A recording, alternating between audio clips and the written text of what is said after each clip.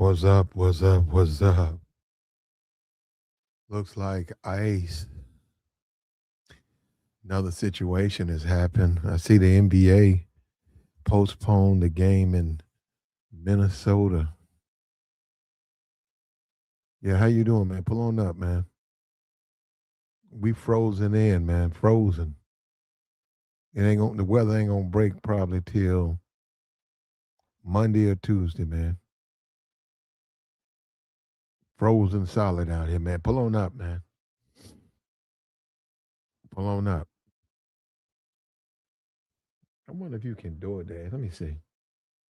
I know that ain't on. I know ain't nobody out here, man. You going through it. If you out here trying to do deliveries, and you get this, what it say?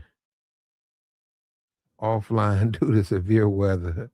Yeah, I was like, man, I know it. It says offline. Yeah, ain't nobody delivering nothing, man. Nobody delivering nothing out there now, man. Come on, man. We finna get into it, man. Ice done clipped another dude, man. You got and there's a movement, right? You know, when you talk about online, right? They're saying black people shouldn't participate in these protests. And one of the reasons, just stay out of it because normally when the black people participate, they get caught up. And it's the thing. They don't never okay, like the black vote. What are you getting out of it? What do you get out of the black vote? What do you get? I'm just saying, I'm asking everybody out there, what do you get from the black vote? We vote all the time. We vote all elections. And what do we get? We get nothing. We get nothing. Right? We get nothing. Normally, that's one of us. What happened to this man?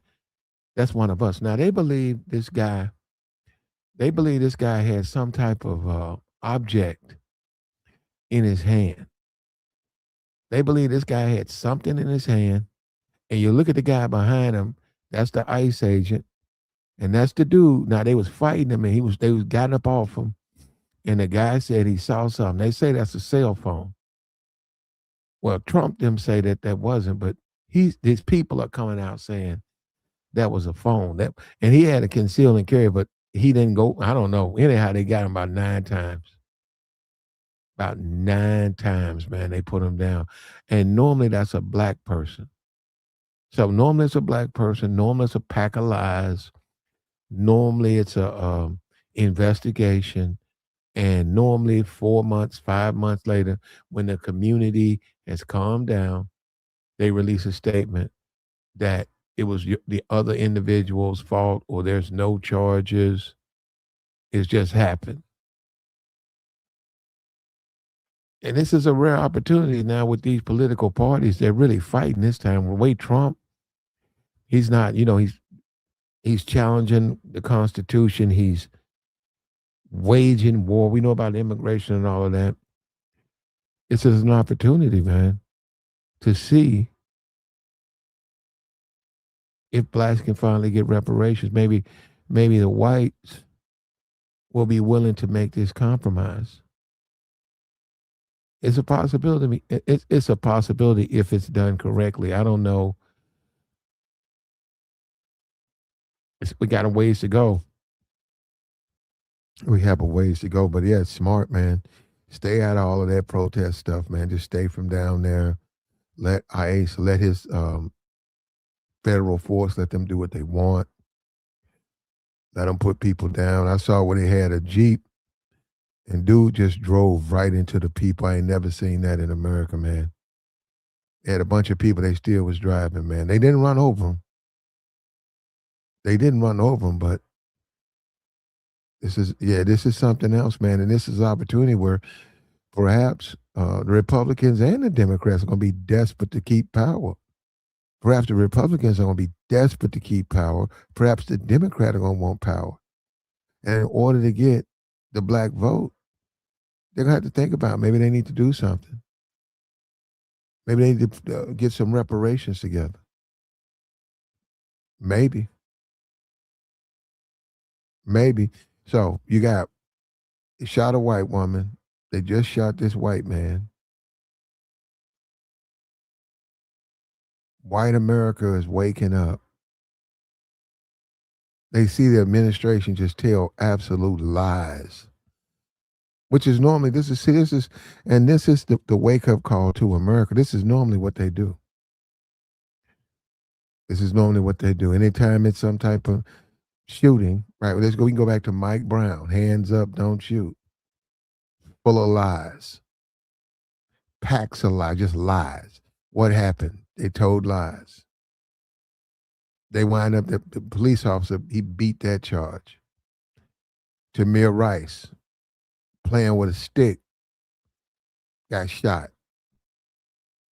Cop beat that.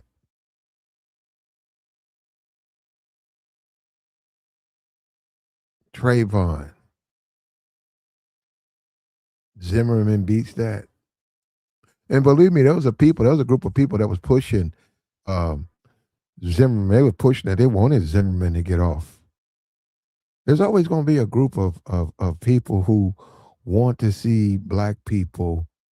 They don't want see they don't want to see black people be treated fair because they feel that that's an affront to their freedoms. If you studied the history of America, they're not supposed to treat black people fair, and they don't. And they give you the gobbledygook about this and that, and like this guy right here, this white guy, they say it don't matter. You got your wallet. They say it's not a wallet. They know it's always a weapon, which gives them rights to take you down. And then the community gets up. The community, screams out, and it's injustice and all of that. And then here come the talking heads.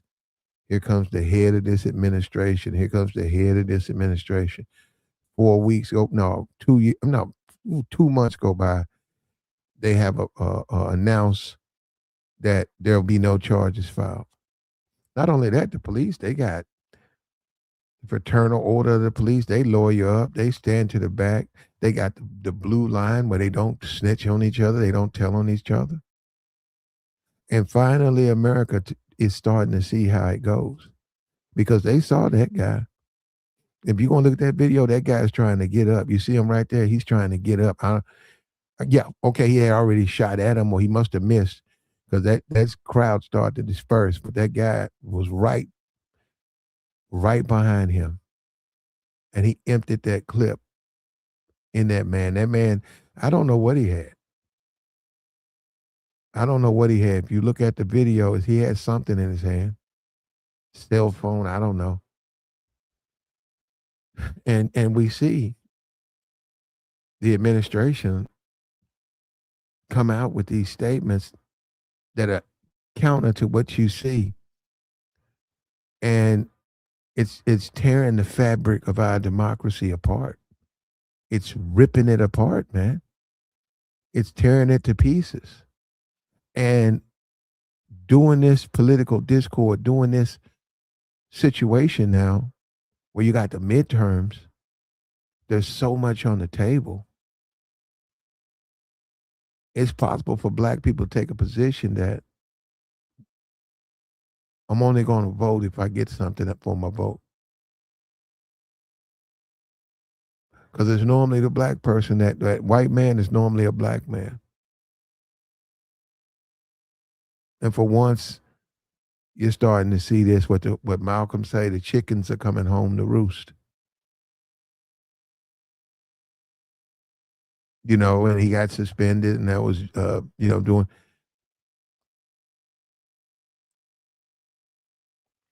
And it's a wild administration, man.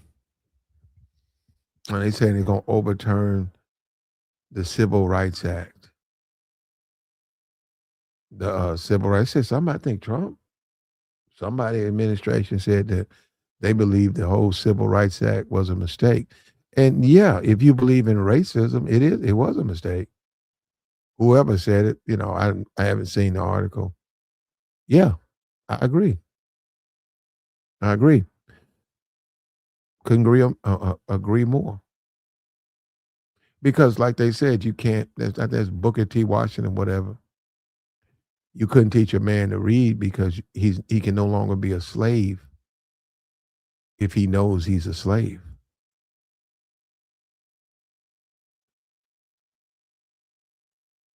And all of the DEI and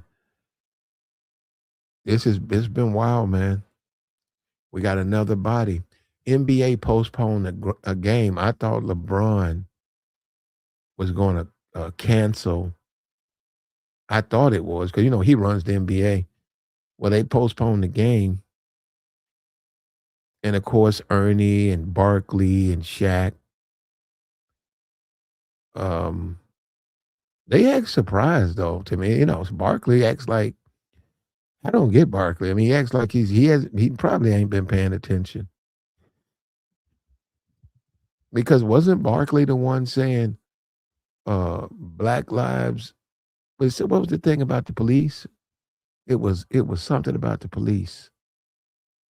Black Lives Matter, but it was something else about the police. And Barkley was going, yeah, he was doing everything he could to counter that, man. He made a big deal about that. Man, we got a winter wonderland out here, man. It's freezing out here, man. It's all cozy and warm in here. Got a fire going, food. It's chill, man. I had to put this out there though, because the dude they took this man's life, and that's two people, and that's going to happen again. One thing you don't want to do. See, this is what people don't understand. They say, "Oh, Trump sent the troops. He sent the National Guard to Memphis. He sent the National Guard to Houston, and since he sent the National Guard there, oh, crime has went way down. Crime is way down." Well, yeah, if you have more police, you're going to have less crime. But the problem with when you have these, like you send a National Guard or ICE, is what happens is it's more interaction. By there just being more interaction, it increases the possibility of what happened to that man. And that's why you don't want that. And if you're a constant, and you got people on both sides. If you're a constitutionalist, you don't believe in a police state. You don't believe in interference. Your life is your life. Somebody said, "Hey man," he said, "Do you know?" No, I think I asked him, I said, "Hey man, what's a real American?" Because I said, these politics, you got Democrat, you got a Republican, and both sides claim to be patriots, both sides claim to be this. I said, "What's a real American?" And he thought about it. It was a white dude. He said, "Daniel Boone." And I said, "Hmm." He said, "Just look at how Daniel Boone lived. There wasn't any government, anything. He lived off the land. He built his own property." And he said, so when you look at that, when somebody comes in and says the government comes into your life, that abridges your rights. And you're supposed to be out here like Daniel Boone. Medical. What about it? Do you have your insurance? Daniel Boone, he didn't have any insurance. He learned his wife, you built a family. Your wife had to learn things. Your life things were passed down to her. Remedies, we got to do this to take care of our children. Oh, he's got the flu. Well, then we got to do something, what plants to get, what things to do. None of it required the government. And they said when you get far away from him, or the further you get away from him, is the further you get away from the Constitution. Now, I don't want to live like Daniel Boone. I don't want to have to go and sell beaver furs and hunt and build a log cabin. And that's one thing about a horse. I don't know if you guys keep up with the Westerns. The reason it was such a penalty if you stole the horse is because you condemned the man you stole the horse from to really to death. Many of those West, that's all they have. You look at those outlaws, those rustlers and all of that. All they have is a bedroll. Some of them have a Bible, and a horse and a gun. That's it. That's it. They slept. They slept on the ground. They slept by the horse, and they cobbled together a couple of pennies. And their idea of what we enjoy now was to go to like a Miss Kitty and deal with a woman of ill repute, and then go back and roll out the bedroll and go to sleep next to your horse, and that was their lives.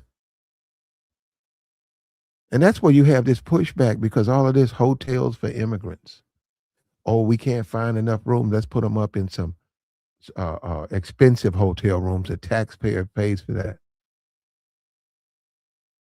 and feed them and house them. And that is why people are so enraged. That's so unfair. That's so unfair. They talk about veterans, right? You do. In just about any city you go to, you're going to see veterans. They're going to be going through a lot. A lot of them deserve benefits, but they can't do it. They're not capable of doing the things necessary to get them. And they've been written off. These are our veterans. They've been written off. And then they see a bunch of immigrants coming in and social workers and people and politicians making sure everything's straight. Oh, we're going to get you some schools. Oh, we got to have some bilingual police. We got to have bilingual schools. We're going to get this for you.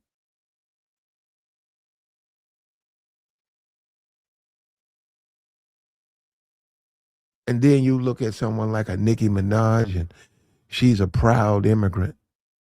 And she's more prouder than what Trinidad than she is America. And they say, well, you make your money in America. You live in a mansion. Look at your husband. And that's fine. But no, she's benefited so much. Why? Well, and we see her with, and that's the thing. That's the shell game, That's the political shell game. We got a dead citizen, another one. Another one. We just had a white woman. They put her down. Her car goes off to hit a pole. The guy just walks away like he was out getting cookies.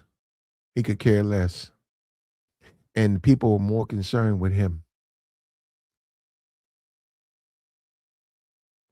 I don't know if you remember. Do you remember the woman went into the remember they almost paroled her last year. What is that woman's? She went into that man's house and she shot him. What was that man's name? They finna let her out and they denied her parole. She done about 5 years. Who is in my chat? Amber. Who is in my chat? These people, man. You guys, these dudes get up, bruh. Tulsa race. Man, you out your, you know what, bro? Hold on. Man, it's bad out here, man. I'm just telling the people, man, it is bad out here, man. I feel sorry for this brother, man. This is a lost soul. The things this dude was saying, man, it's sort of scary, man. A dude in there just talking. He talking just bananas. So Amber, yeah, Amber Geyer or something. Yeah, she went into that man's home and she deleted him. And then if you read the report, right after it happened, if you read the report was written like it was okay for her to do that. She went inside the home. She heard a loud noise. She pulled her service revolver, discharged it. Fortunately, she found her target. This was the report. Like it was some legit thing to do.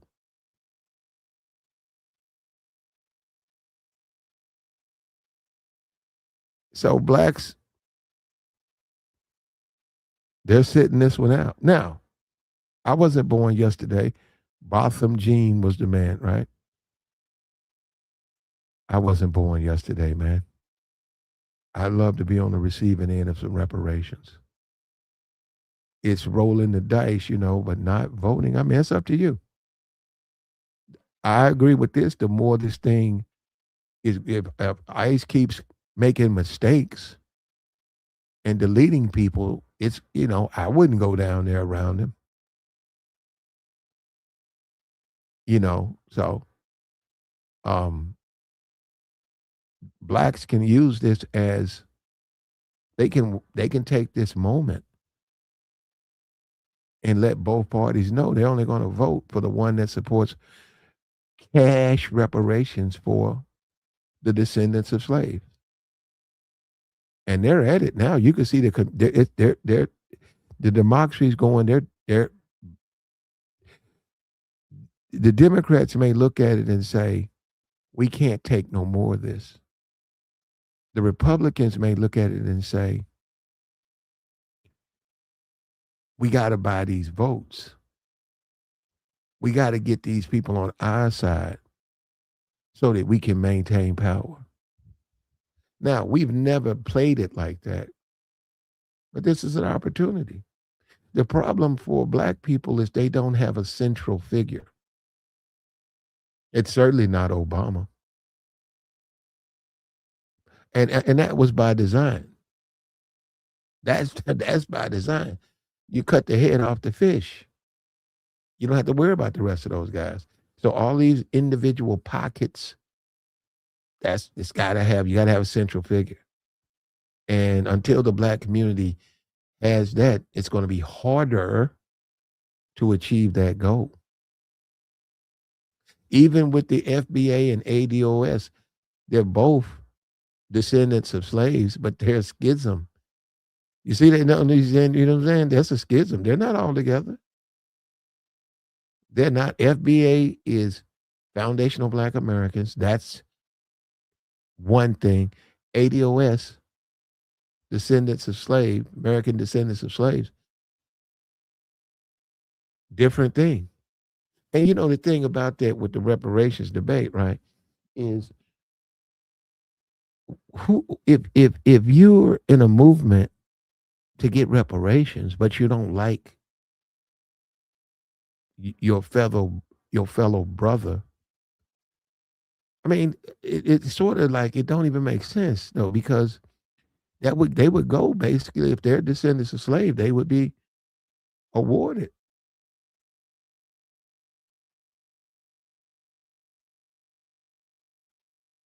But we got a long way to go. Trump, what's happening with ICE? I see an opening. I do. I see an opening, and I'm not talking about somebody was saying they want what an immigrant gets. I don't want what an immigrant gets. I don't want no hotel room for a couple of days, food stamps, um, some type of. We got a deal with the plant down here, give you 6 months to work, and then you strike it. I don't want that. I don't want that. No, thank you. I am not interested in anything like that.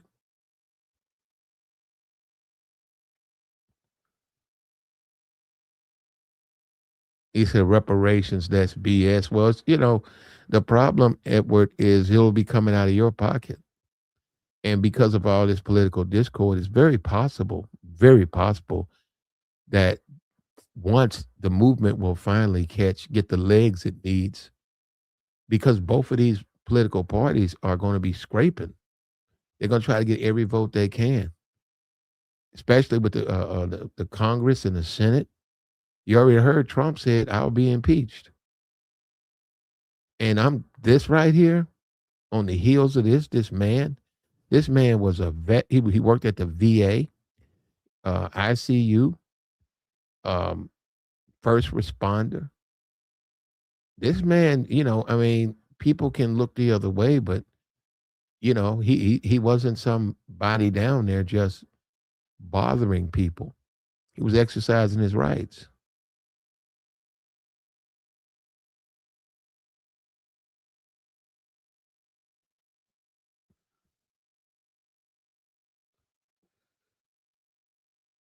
And that's the reparations debate because see now it becomes uh what it is and all of that. No, you know what it is and you know why it is. And I say, yeah. I say, yeah, I'll take a couple of mil. Give me 5 mil. Give me 5 mil and we can make it work. And you say 5 mil for each individual, yeah, that would mean the children get it too. So if there's a family of five, they will all be rewarded 5 million each. And I guess if you gotta, you're in a democracy, you gotta sort of compromise. I guess they say, okay, I'll take it in land. Say, give me 5 million in land.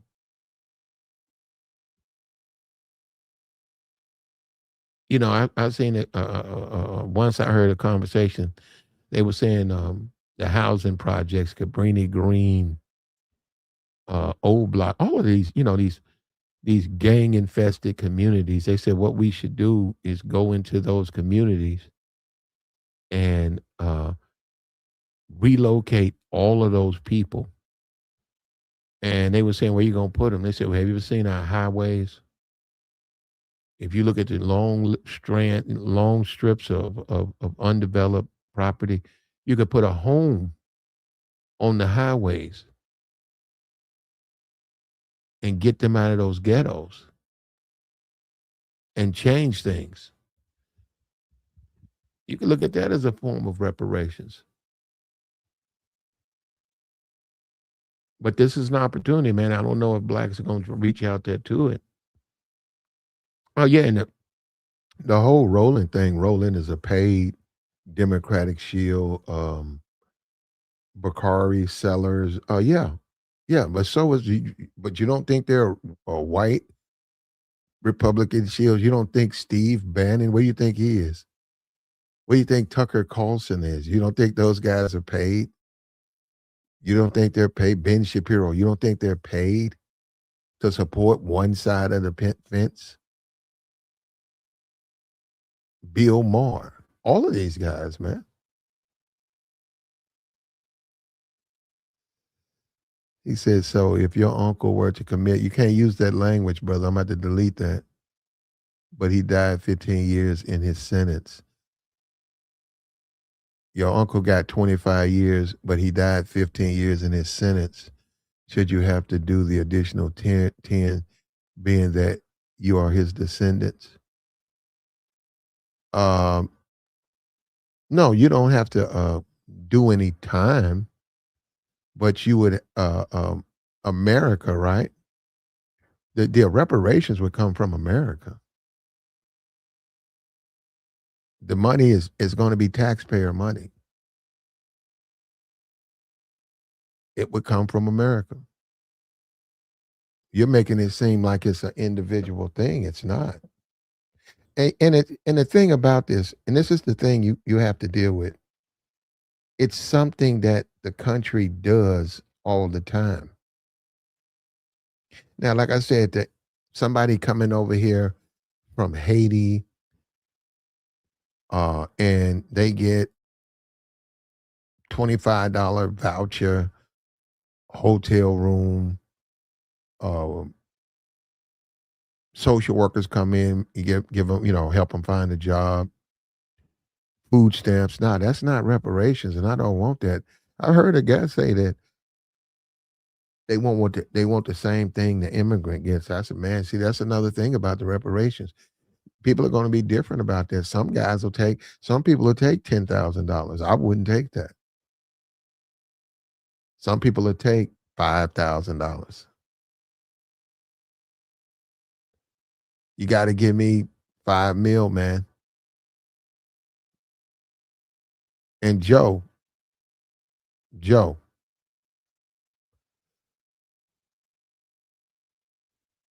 he said the government didn't own slaves. I don't know if that's true or not. Now, on that one, I don't even know if that's true or not. Slavery was terrible. And see, Jay, you're trying to downplay it. You're not really making an argument against reparations. You're really trying to downplay what slavery was. And you really want to suggest that people move on. And these are the same people, right?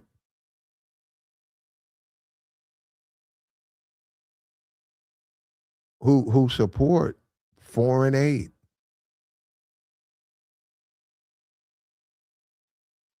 These are the same people.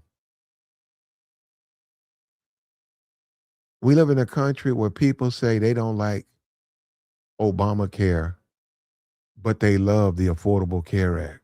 They don't even know it's the same thing. And Trump said he loved the poorly educated.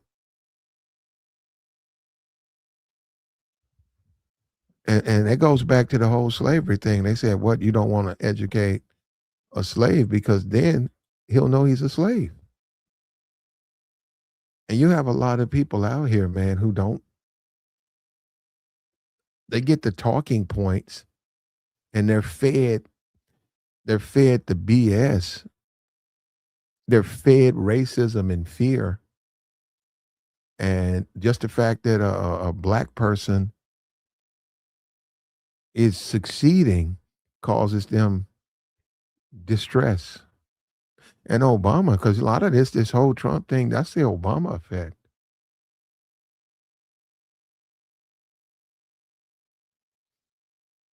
And when you talk about Obama, what could Obama do for black people? They said he didn't do anything for black. What could he do? What could he do? What can Trump do? What is Trump doing? And I stand on this. I've always said if anybody can get reparations for black people, the descendants of slaves, it's Donald Trump. Because he's not going to let paperwork get in the way. He's going to demand that it happens. Now, let me say this right here. I think blacks should take this moment to make a serious play for reparations. I do. I think they should do that. But I think they also got to understand politicians lie. So if you do get a politician saying, hey, when I get in office, I'm going to deliver you guys reparations. You got to remember they'll lie to get your vote. You have to remember that. You can't downplay that.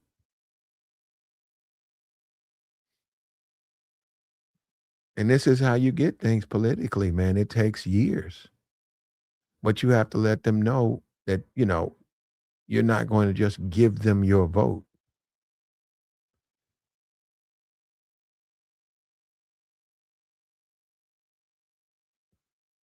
You're going to vote in a way that benefits you. What's up? And if someone is offering you more, it's like anything, right? And see, that's one thing. They don't like black people to think like that. If somebody's offering you more, that goes back to that's the history of black people. That's the sharecropper. That's always been the if you know the history of America, the black person was prohibited, right, from selling and doing stuff. He had to have a sponsor. And then he had to trust the sponsor. Many times he couldn't, but he didn't have a choice. When you say better for you, they didn't like that. It was the whole thing about what you need to go to college, what it looked like a black person going to college, what you need college for.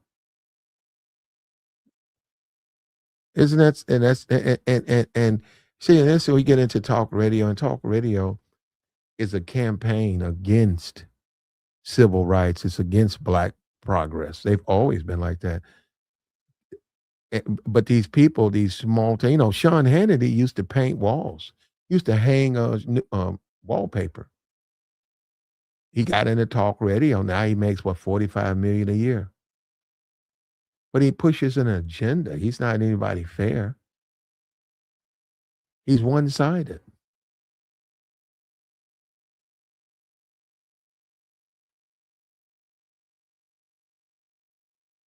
It There are going to be some problems, though. There are going to be some problems, and I agree with you. The whole concept of reparations, right, and the way politicians bury things, and the Republican in California who brought it up, he wasn't serious. He did that to attack his opponent. He didn't care. He don't support no reparations. He did that to attack his opponent. That was bad faith. See, one thing we do is we continually fall for the banana in the tailpipe. Yet we say we don't, but we do. That's all that was in California. When that guy pulled out, when he pulled that reparations legislation, and then the Democrat denied it and tried to say, okay, you see what he did? He wasn't for it. But we'll see though. I agree. We don't really get anything for our vote, and it'd be one of us if we would be down there getting involved with all of that stuff. It would be one of us down there laying in the ground. And there's a belief that most of those ICE agents are nothing but the Proud Boys. That's why they're covered.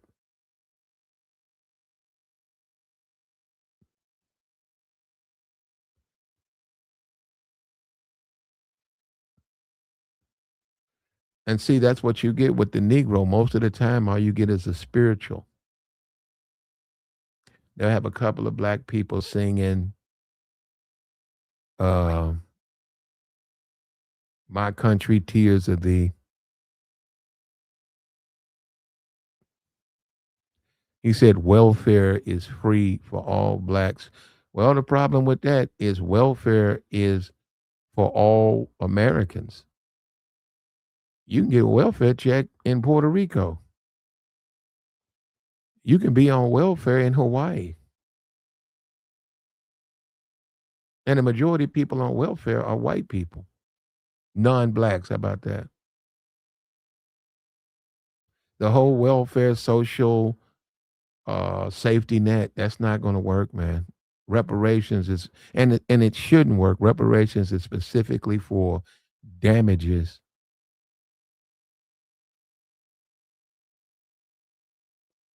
And if you go back to what after the Civil War, they should have awarded everybody. They didn't give them anything, and a lot of that was racism, and they wanted to heal with the North. That was the whole point. We got to keep this country. This union's got to stay together. And if we was to start giving Negroes money, it would break the union. So in a way, they sort of sunned, the Negro, robbed him, and from what I believe, some Confederate Southerners were given reparations. They were awarded. You could get reparations. Do you know they had a money, man? You can go on Amazon. Do you know Confederates had their own currency? You can buy some of it on. I didn't know they had their own. They had their own money.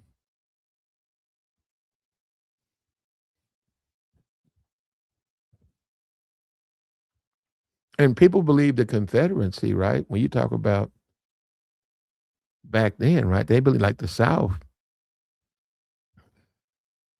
They believe the South had a certain way they looked at the country. And that was another thing. The Yankee and all of that. They didn't agree with that. They didn't agree with the ways of the West, or even the East. They just didn't agree with those people. Those people lived uh, in a bad way. And what they would say, look, I don't agree with this, right? Um, they treated their blacks were family. The black person is portrayed as a slave who slept in the shed and was, mistreated, not fed. But the pro the proponents of slavery, right, would tell you, well, blacks were livestock. And he said, well, what if I had 3 horses? He said, well, do you think it'd be a smart idea for me not to take care of them? He said, of course the blacks were taken care of. And he said, another thing you got to remember is many of those slave owners, some of them only have one slave, that person became a part of your family. If you talk about, say, Missy was a cook. She's going to get up and she's going to cook. She's going to wash clothes. She's going to be a nanny. And most times they lived in that family. They lived with that family inside. And that was the life they offered them. And they didn't, they said that's not been told. I mean, once again, you can't really tell a story like that because it seems like you're glossing it over, like it's not really that. I think the Hattie McDaniels character in Gone with the Wind, I think she was a slave.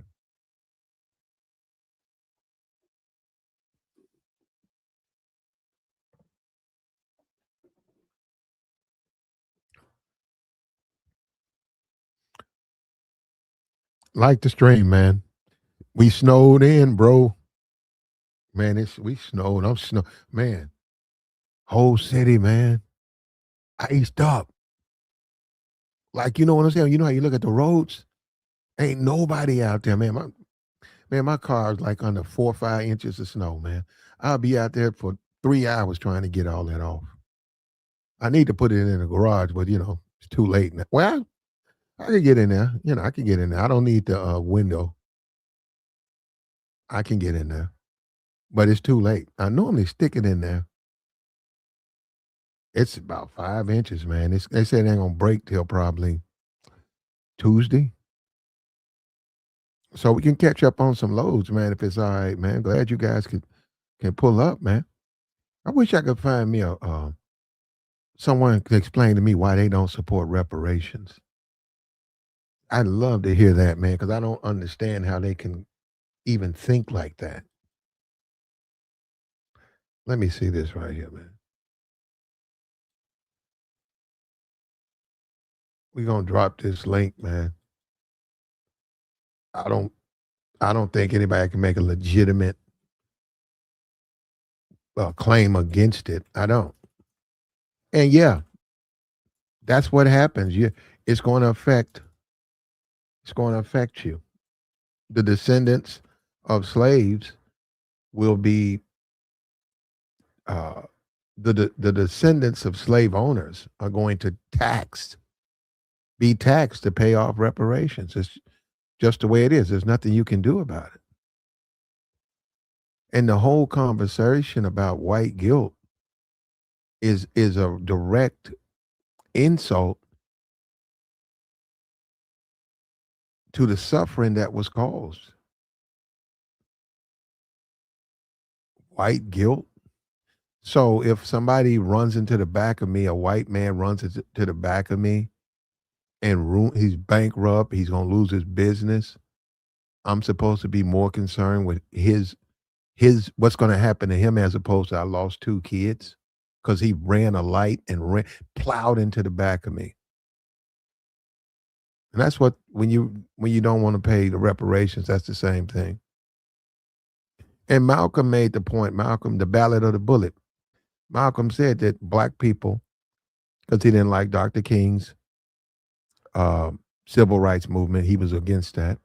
He said that the Negro Revolution. He said, if you look at all these revolutions, the Negro Revolution is nonviolent. And sure enough, he was saying they're not gonna get anything. Yeah, they'll let them out of slavery. You don't get no reparations. You ain't gonna, they're gonna deny you in business. They're gonna put up all like little laws. The guy came out. I got the video. The guy came out and said we write legislation.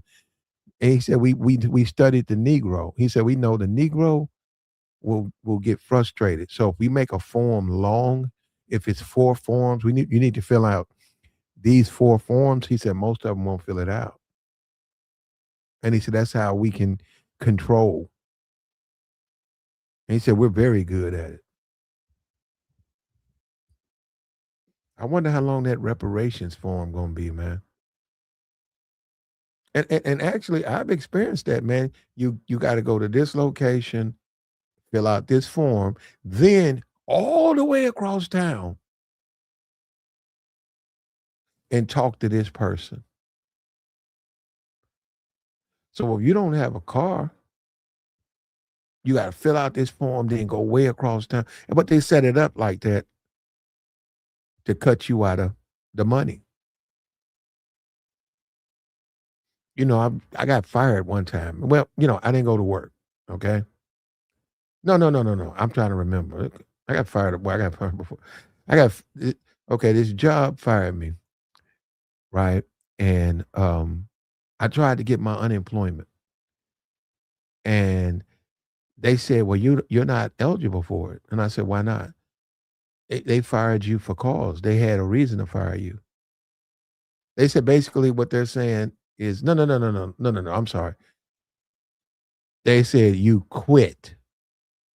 And I said, "No, I didn't quit. They fired me." They said, "Did it says right here you didn't come to work for 3 days, and that's a quitting. So you're not eligible." And I don't even remember. It happened so long ago. I don't even remember. But it was messed up, man. It was messed up. But I was straight. I got through. I got through that. And I think this whole thing is good for black people because if black people can force politicians and other groups to respect the political power that they have, they will be more open to negotiating with black people and stop ignoring them. If people just want to be thugs and be in O Block and live in the projects, I would be for giving it to them. I would say they can have the ghetto. Let's put a big fence and let them have the ghetto. But I want my reparations. I don't want to live in the ghetto. I don't want to walk around with a big chain on my neck, some Versace shirt. I don't want to live like that.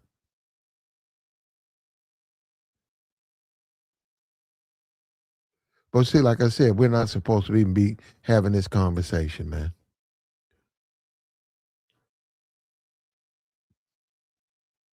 You got what they say.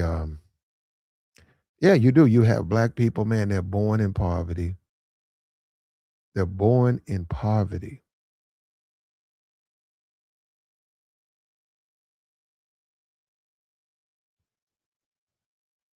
and they die in poverty. Maybe what's that commercial, man? That guy, like, what is it on ancestry.com? They got this brother on there, right? They got this brother. It's a brother on there. He talking about how his great granddad or something was a sailor, a soldier, or something. No, he was a slave, and then he went on to become like some type of businessman. And as they end the commercial, he says, "My dad, my whatever, I don't know, his uncle, or something. He was born a slave, but he didn't die." Like what? I said, "That's some stupid. What kind of?" Yeah, I was like, "What the?" I was like, I said, "Bro, bro, they stick us on some commercials, man. The Popeyes commercial with the sister. Popeyes is white people. The sister down there, she the face of Popeyes, talking about get you some chicken. get you some chicken, then get you a heart attack. And I'm saying they selling all that Popeyes chicken, all that grease. You smell it. Let me tell you something, man. You walk into these places, right? This is how unhealthy they are, especially the black community. You could be driving home and you pass a church's, the grease gets in your car. That cooking oil, you can smell it. That's not fried chicken, that's grease. If you want to challenge that, fast for about 5 days. Just go on a fast or just put fruit in and then now go around it. You'll see what I'm talking about. And the church is full of Negroes. And you know what? There's another thing too about that stuff, right? Um, I mean, it's fast food, right? You want it or you don't, right? It's not a big deal, right? But this is the thing. Whenever I work with somebody or something like that, and they eat like churches or something like that, and they eat all of it, like it don't be nothing but bones. And I said, man, how you eat that? I can see if you just wanted to have a couple of bites, but you ate the whole thing, man. That is horrific. That's look how nasty that is. Yeah, they said, oh, I'm from, I don't eat the whole thing, man. I eat maybe a piece or two, but I don't want to eat the whole thing. It's not even that good and it's so unhealthy. But yeah, I saw a dude. I was a KFC, man. That dude, what's that dude? I Love Speed. He's a big KFC guy. Yeah, he's lucky too. He's 21, but let's see him in 40 when he turns 40. He ain't gonna be as fast. Now, Trump is gonna have to do something. ICE is gonna continue to delete Americans. They're gonna push it in front of him. His base knows they got to protect him. His base knows that if the Democrats get in power, they're going to undo like everything he's done. And Bannon's right. A couple of people are going to go to jail. With that being said, a compromise of reparations for blacks for slavery could be on the table, even though we know his base are no fans of black people.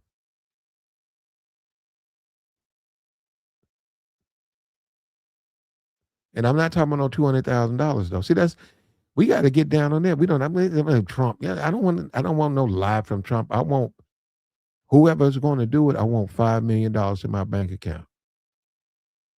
Whoever's going to be a proponent for reparations of slavery, whether a Democrat or whether a Republican, and I think Trump needs to do it because actually he can do it, and that'll protect him for the midterms. I want $5 million. I'll take the five. I'll take the five. I don't want no two. I want no $200,000. You can keep that. I don't want no $200,000 in apology. I need 5 mil, man, and pay me in 20s. Give me 20s, because out here you can't get no. You can't nobody bust a 50. Pay me in 20s.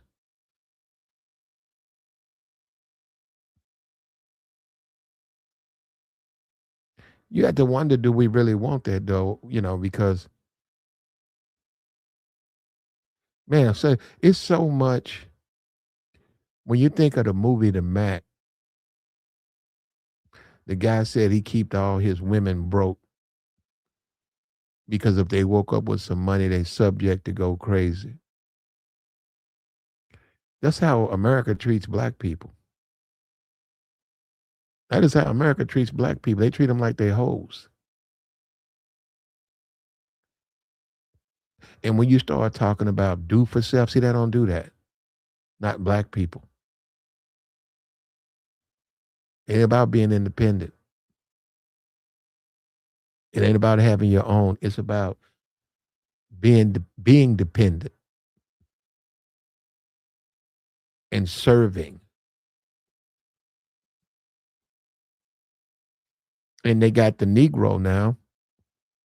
When you look at a Charlie Kirk, you got the Negro, you got the black Charlie Kirk, and it's not just Anton, it's a whole bunch of those guys.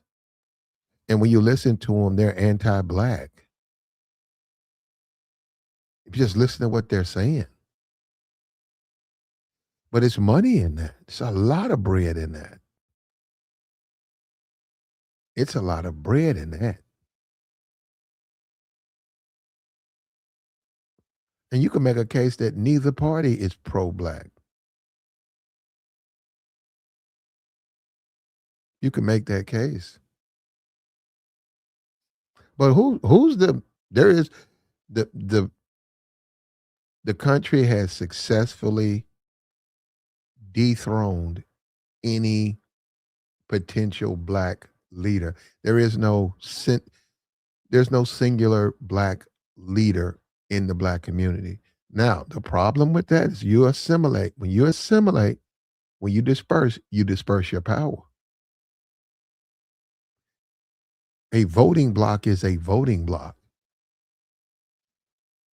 I'm gonna give you an example. And this just show you how stupid this just show you how stupid they are, right?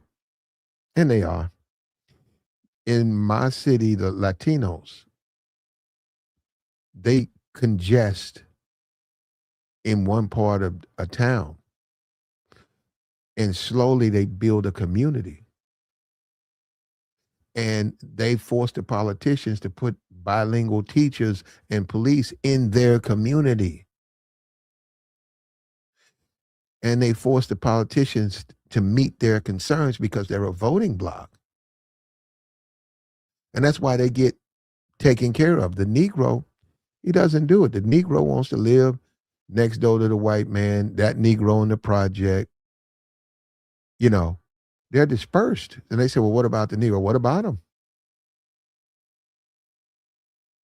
What about him? Oh, well, what about that concentration that's in this side? Well, they don't even vote. We know by the metrics, they don't vote. So, yeah, it's a lot of them, but they don't vote. They want to walk around like NBA YoungBoy.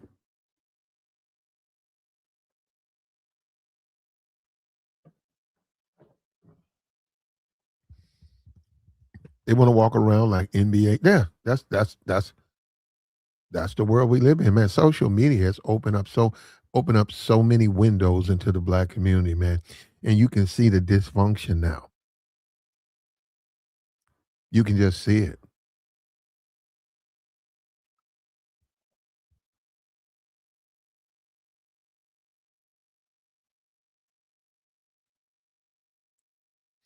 It's I'm pretty sure I've made over a meal just having jobs. So yeah, 200K ain't nothing. So 5 million isn't a stretch for me. Yeah, but I don't think it's based off what you make. See, that's another thing. If they did that, I wouldn't be for it. If they say your reparations is gonna be based on your last 5 years of what you know made and your income, I'm not taking those. No, I need 5 mil. And what you gonna do with it? I'm gonna put it in my bank. What you gonna do? I'm gonna spend it.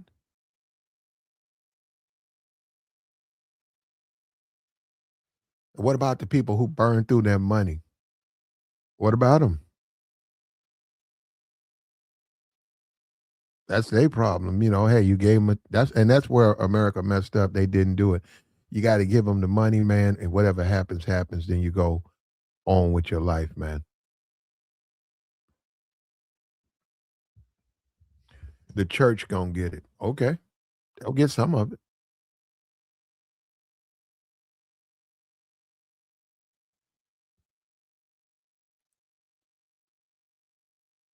Like the stream, man.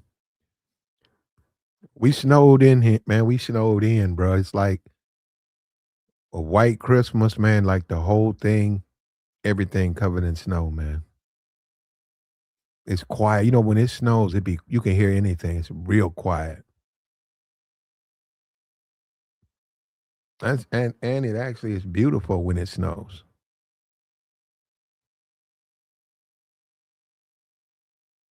But it'll be gone. week or two, it'll be out of here, man. I think it was like this last. It was like this last year for about 2 days.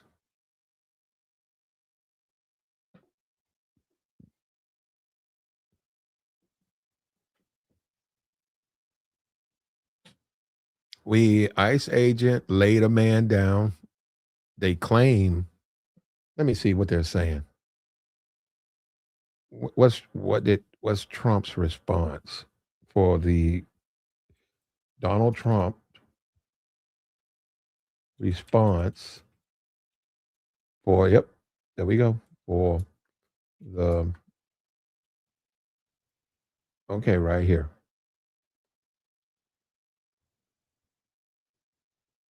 He says, if they let me.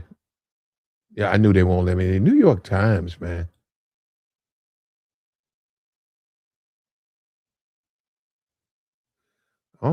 Right here.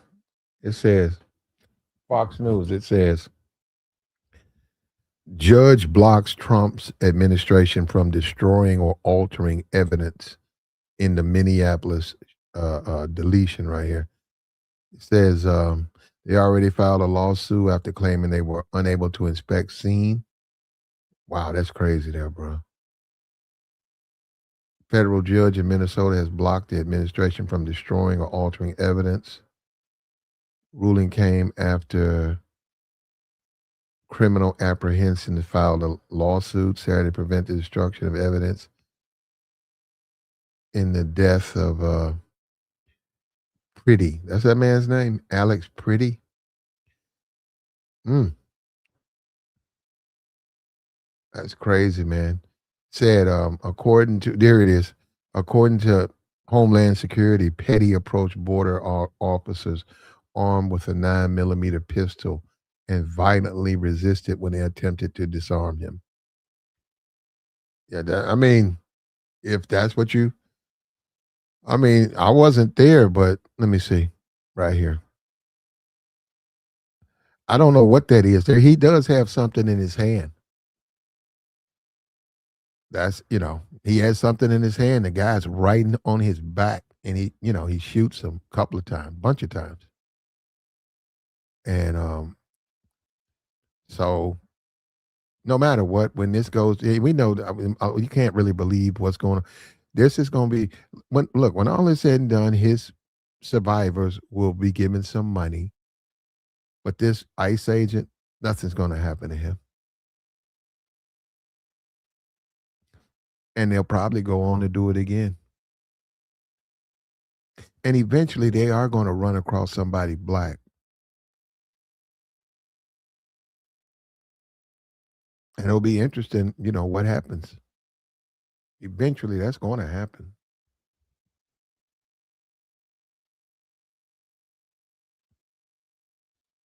But this is Trump's America. When Obama was president, um, somebody got beat up on a school bus or something. I'd have to go and look, man. I don't remember all the way back there, but anyhow, when Obama was president, the black conservatives they came out hard and they said this is in a Trump in a Obama America, white kids are beating on buses, and they said Obama doesn't even care. Has he released a statement? They said Obama hadn't released any statement. Isn't that something, man? Isn't that how? Isn't that ridiculous? How people think, and then the same thing with Trump. Man, Fox News is a trip, bro. They got for them to say, well, I don't know what the guy had, but for them to say this is okay for citizens to be getting laid down like this, and these are not immigrants; these are citizens, and nothing is being said. What's up with you, bro? What's going on? Good morning to you, brother. What's up? Chilling, chilling. Um, dude was an ICU nurse for veterans hospital, man. I was just watching. He just gave this final eulogy to this dude. He seemed like a little humble dude, man. Just trying to help folks. When did he got popped? What? yesterday. And they buried him today? No, no, no, no, no. I'm saying he was given like he worked in the veterans Okay. hospital, and he was given a veteran who passed away his like last eulogy Okay. in the Okay. hospital. But it was like somebody posted the video of him, like giving the last words or rites. Yeah, I don't know what they would call so it. he doesn't meet the standard where ICE has gone too far with his, so he's not good enough in the sense that there's levels to, like, oh, this guy was a bad citizen. This guy's a drug dealer. This guy's a bad person, illegal. This Right. man's working for the VA, man. He's working with military veterans. Yeah. And, I don't. and, and they saying he had that. They say that, but this is what they say about black people. Let me say this because I got to clarify something because people be getting it messed up. I don't support criminal activity. Not that I'm their mother or their father or something like that. No, I'm not with that, man, because it causes so much pain to the victims. So I don't co-sign that. I feel you on that. Yeah, so no. So but this this guy, he deserves, man. Has the right to live his life, man. And a part of it, if that's what you want to do, you want to go protest. You That's a part of the Constitution. You can peacefully protest. You know what? I think that's the scary part, Platt, that people saying, "What was he doing there? Why did he have that?" I'm like, "Cause it's his right to, y'all. That don't. So what? What was he doing there?" I'm like, "It's his right. It shouldn't be. It shouldn't be like no buts or it don't matter. Like that's his right, like you said, to do all those things he was doing, and he wasn't even like thugging it out with him. I could see if he ran up in their face with the blam me out, like what y'all gonna do type joint. You know what I'm saying? He was literally like picking up a lady the officers pushed over. Oh, that's why he was out there. Well, it looked like he was out there directing traffic, but then when they like get to the street, you can see the ICE agent push one of the ladies down in the snow, and like he tried to get in between 'em. And like that's when the ICE agent started pepper spraying both of them. And then he Mm, went to the ground like, yeah, they like literally jumped him, man. And yeah, then boxed him yeah. for real. As I was telling my homeboy, I'm like, we been to the hood, see people get jumped like that. Like it was some suckers. That was some sucker stuff they was doing because they had them detained, bro. They just you know what I'm saying, locked them up because they was whooping them. Hmm. Well, are you buying it that he went for his weapon in his No, hand? no. Do you know what was in his hand? From what I looked, from what it looked like he had his phone in his hand when he was like in the middle of the street. That's what it looked like he had in his hand. Mhm. That's crazy, man. But that's why you don't want to interact. That's why when they said we got roadblocks um, up and down the highway, that in itself increases more interaction, which increases the possibility of, because you're interacting with them, something bad happening. But you know what's the crazy part, Platt? People ain't even bringing this up. It's only like 1% illegal immigrants in Minnesota. It's like 14, 15% Texas, but they got the most ICE soldiers in the country. It's like 2,000 ICE soldiers in there for 1% of illegal immigrants. Texas got like 15, I think. You know what I'm saying? Mhm. You know what I'm saying? The other states got more, so why you ain't sending more troops to them?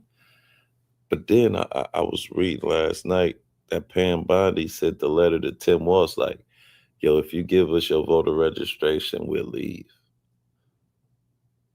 Oh, they trying to steal the votes? Exactly. That's crazy, man. That no desire for and then another thing, what about the Second Amendment? Exactly. What about the Second Amendment? I mean, like you said, well, he has the right to protest, right? Oh, why was he down there exercising his right? And they said, when I say, hey, why do you have so many pistols? I saw the shotgun in the back of your truck. I see you got three of them on right now. You're gonna say a Second Amendment, man. Like, it's an open carry. Second Amendment. Yeah. I That don't, I say, well, you think you got enough of them? But he can't. He shouldn't be down there protesting. They pick and choose what they want, man, and they're hypocrites. Yeah, you're right. There's no stand. I think that's the kind of the bad thing about MAGA. Like MAGA more than anything supposed to hold Trump more accountable than we are, because you know what I'm saying. They rock with him, but That's crazy, man. I don't even know if you want. Would you? Why would you even live in a country where you don't have any rights, but or anything can happen to you? I don't think they realize what they're giving up. And like a lot of people try and say it's about the illegal immigrants. No, it's literally about our rights at the end of the day. Because if they start going after illegal immigrants, you know they coming after us. You know what I'm saying? Like it's the erosion of our rights, and people just I, allow it, man. I don't think Trump wants, like, the dudes who are clear troublemakers. Yeah, but I don't really think he cares about the black community being thuggish. I think they want it like that.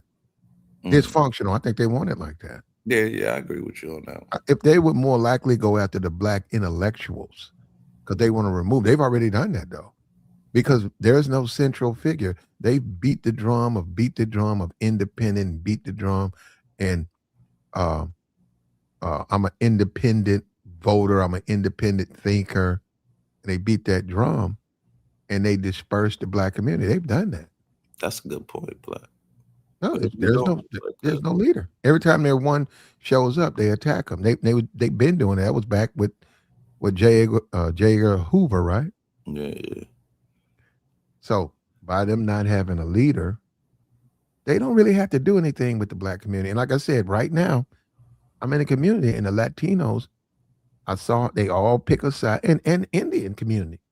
They said, where do you live? Okay, they said, well, this is where most of the Indians, they come over, they get an apartment there. They get an apartment there. They get a house there. They get a home there. They build their own community. Then they get legislation for them. But think Then their kids go to the park, say, wait, because I can go turn the corner, go down the street, and I'm finna exercise, and there's a park. I get out the park, they say, oh, this is mostly Indian neighborhood. This is mostly Latino neighborhood. You go to the park, you see them. And then I go to the ghetto, right? It's not the same thing. But Black, that's the crazy thing.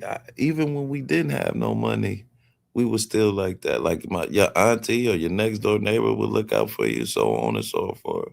But it don't seem like we got that no more, man. Man, you're right.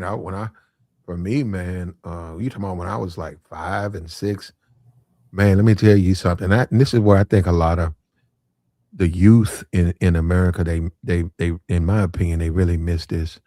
To be 6 years old in a park in America, black community, it was absolute joy. It was joy. I mean, everything about it, man. They would have um, a guy would be in there with his.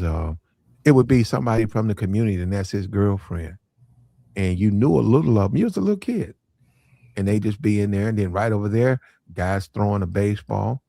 Right over there, guys playing basketball. A family sitting over there, they're queuing up something, and everybody. It was nothing but just. It was like a big family. Yeah. Oh, you just lived in, like, they weren't your blood relatives. It was like a family, man. And all of this stuff that we see now, that didn't even exist, man. To go to the park with a pistol, that was pure insanity. Uh, Why would you bring it there? That was a place for everybody, man. yeah, them days are gone, unfortunately. But I think Yeah. we get them back, man. We Nah, just they gotta gonna stop come being back. so materialistic though, man. Because I think back then we weren't as materialistic as we were now. We like kind of, but we relied on each other because I guess we didn't have too much of a lot. But it seemed like once we started getting to the bag, man, like you said, we started thinking individualism. You know what I'm saying? We didn't want Mhm. to help everybody come up. It was all about, you know what I'm saying, person being on top. Yeah. Yeah. But well, it see, they've always done it to the Negro, though. They said, well, hey, we can talk the Negro out of his rights. And they're right. They can. And they do. They've always done that. Mm. They've always done that. The Negro now wants to be a older version of NBA YoungBoy. Yeah, they don't want to be leaders, man. They just want some money. When you look at like Dr. King, like I said, and Dr. King could have stayed, could have sat right there in his church, uh, under his father, and then his father passed away, take over the church. But he went out there even when it didn't benefit him, including he lost his life. And they have effectively repackaged that. If you notice, they keep talking about that he committed adultery. It was illegal to tape him, but they've effectively repackaged that to take anything from and push it. They push hip hop, but they take that away and say this guy lost everything when he could have had everything, but he sacrificed because he wanted what was best.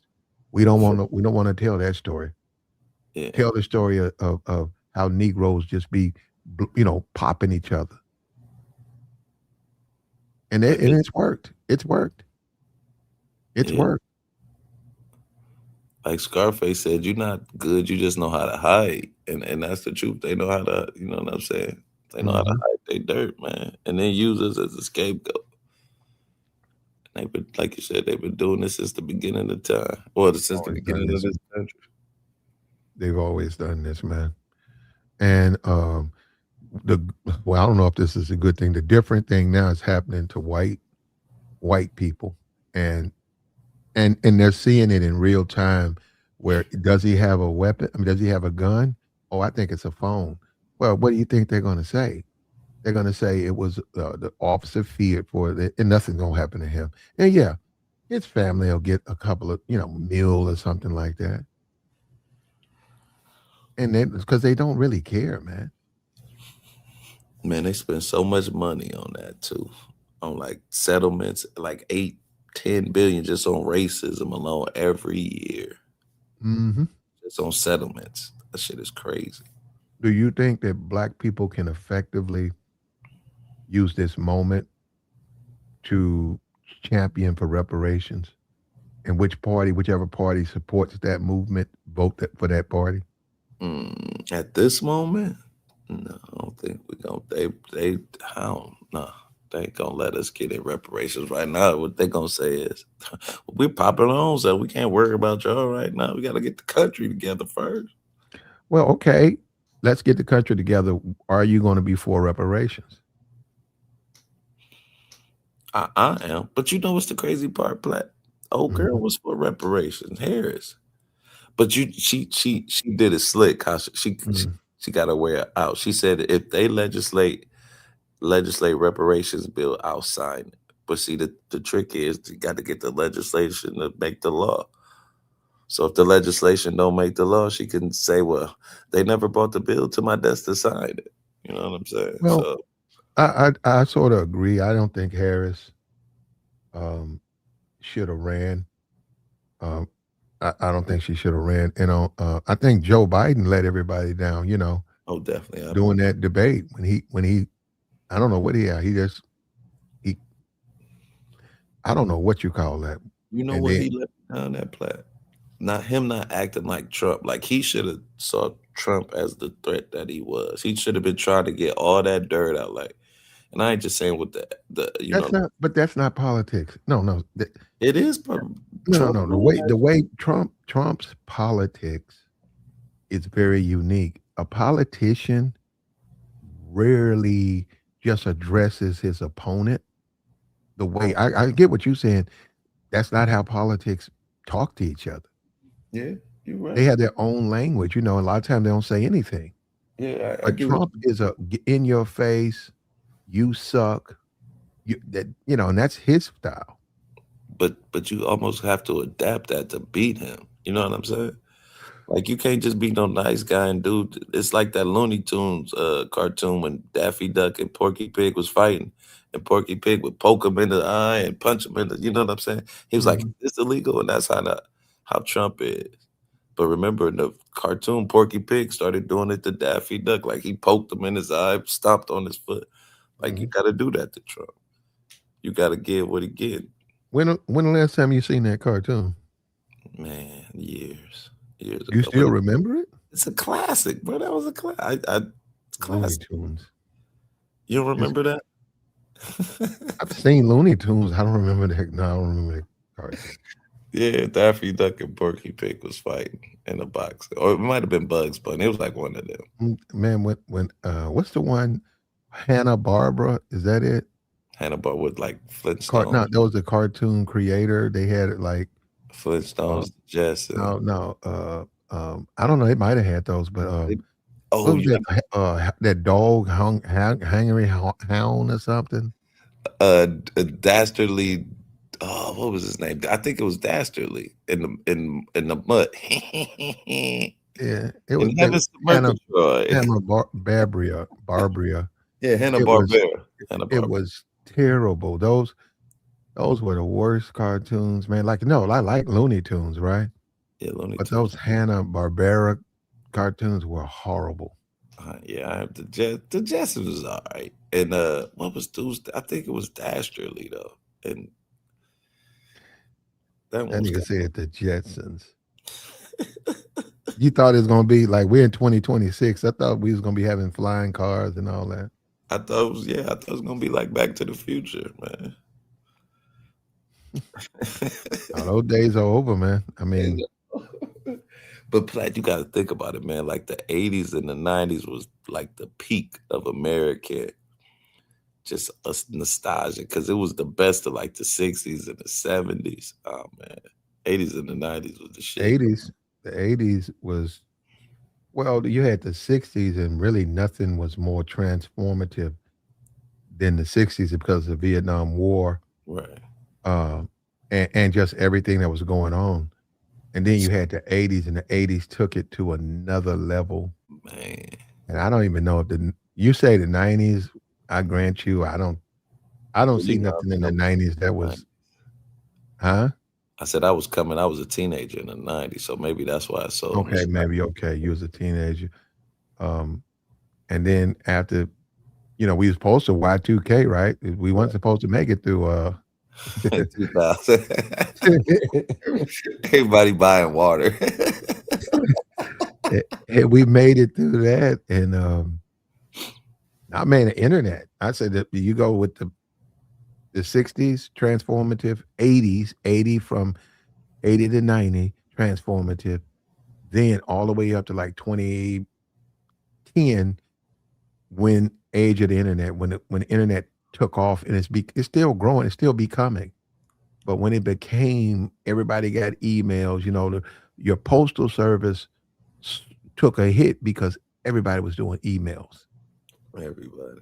Yeah, so and cell phones now you could FaceTime, and you could and then Amazon, and you could just get online. You don't have to go to the malls, and all these malls start closing, all the money started going. So it changed. The country has already changed in a way that I don't know. There's probably no coming back from this stuff. And that was the thing we were talking about this morning. I don't know why guys don't want to believe it, man. These foreign women, even in the Philippines. Now, your family don't have it, they don't have it. If they're dirt poor and they don't have it, they don't have it. But you take a young lady in the Philippines, um, and she posts a couple of pictures, she's gonna get likes. So she's gonna grow up the same way someone in Houston who posts a picture. So you saying the internet connected us all more? Like Yes, I agree with you. I agree with you. way, a whole lot. Cause think of when we was coming up, man, we might have met like 100 girls in our lifetime. Now you can see 100 girls every day and interact with them. So you absolutely Yeah. right. Well, you got yeah, 100 of them won't answer your DMs, huh? Yeah. I think, and that's another big problem with dudes. Like they can't accept rejection, man. Like move on, bro. Stop letting that woman telling you no to mess with your psyche. I think that's a lot of the problem, Platt. I don't know, man. I like there's a few. I don't know. This one particular girl, she's like, where's she at? Whoever she is, man, this woman is fine, bro. Whoever she is. See, that's another problem too. We got access to all these pretty women that we, you know what I'm saying, starting to get in our head that okay, this is a typical woman, not knowing that this is a made up facade. She only like Nah, this for just 10 seconds of the picture. nah. She's just a working girl. Oh, She don't do. She could do that, but she don't do none of that like the OF and all that. She don't do that. It's a wild world, man. It's different. It's different. Let me tell you something too. All you guys are better. You better appreciate the time you have, man. You know the whole concept, and I'm serious. I'm serious, man. The whole concept of being deleted or like this man was he's no longer here. Let me tell you something, bro. They said you're not supposed to fear death. I don't know who said that. They lying like they lying, bro. I They mean, lying. Yo, you gonna fear that? No, let me tell you something, bro. You want to talk about waking you up? Hey, that will wake you up, bro. That death, that experience, you don't want to deal with that, man. And but even the hey, whole concept of you don't live forever, that shit runs. That scares the bejesus out of me. It can never, it can't stop for me, man. I'm having too much fun, man. I gotta do it. I gotta go, man. No, it can't be no end game on this, say man. not like this, not like this. Hold on, give me a few more minutes, man. But I dig what you're saying. But And see, you look at him. He unfortunately he got deleted, right? But guess what? Everything that happened to him, right? The last person he talked to, that was the last person on the phone. The last meal, that was his last meal. He got probably a closet full of clothes, and it's over. God, that is terrible. When you think about it, yeah, and it ain't no coming back from it. Ain't like he gone. He'll be back in 6 months. It's finished. It's he's flatlined. you know what? Man, fuck that. You know what's Fuck funny? that, man. When I was getting in my 30s, time started just moving plat. Like I went from like it seemed like 32 to 36 in no time. And I talking to my dad about I'm like, man, how do I slow time down? He said, you don't, you just enjoy the ride, son. And like that's what we just gotta Go vegan. appreciate every moment we got, man. Go vegan. I don't know about that. I I'll don't know throw about it a little bit. yeah, you could but see you could go vegan like 4 days out the week. That's what I try to do. I try to stay away from fried food. I've been trying to move, man. I haven't really thought about moving into the hills, right? Mm. Uh, West Virginia. Oh man, let me tell you something, bro. You got decent credit. A lot of people, I don't know, this country is something else, but there's beautiful, and I'm not saying beautiful in the sense of they were built recently. There are some very nice properties and some beautiful landscapes in West Virginia, but I can't go. It just ain't no economy up there either, though, is it? What would you I don't do? know about that. I'm all right on that. But what I'm saying, I can't go.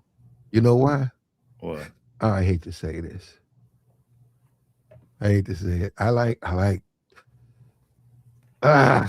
the wrong things too much, and I wouldn't be able to get up there.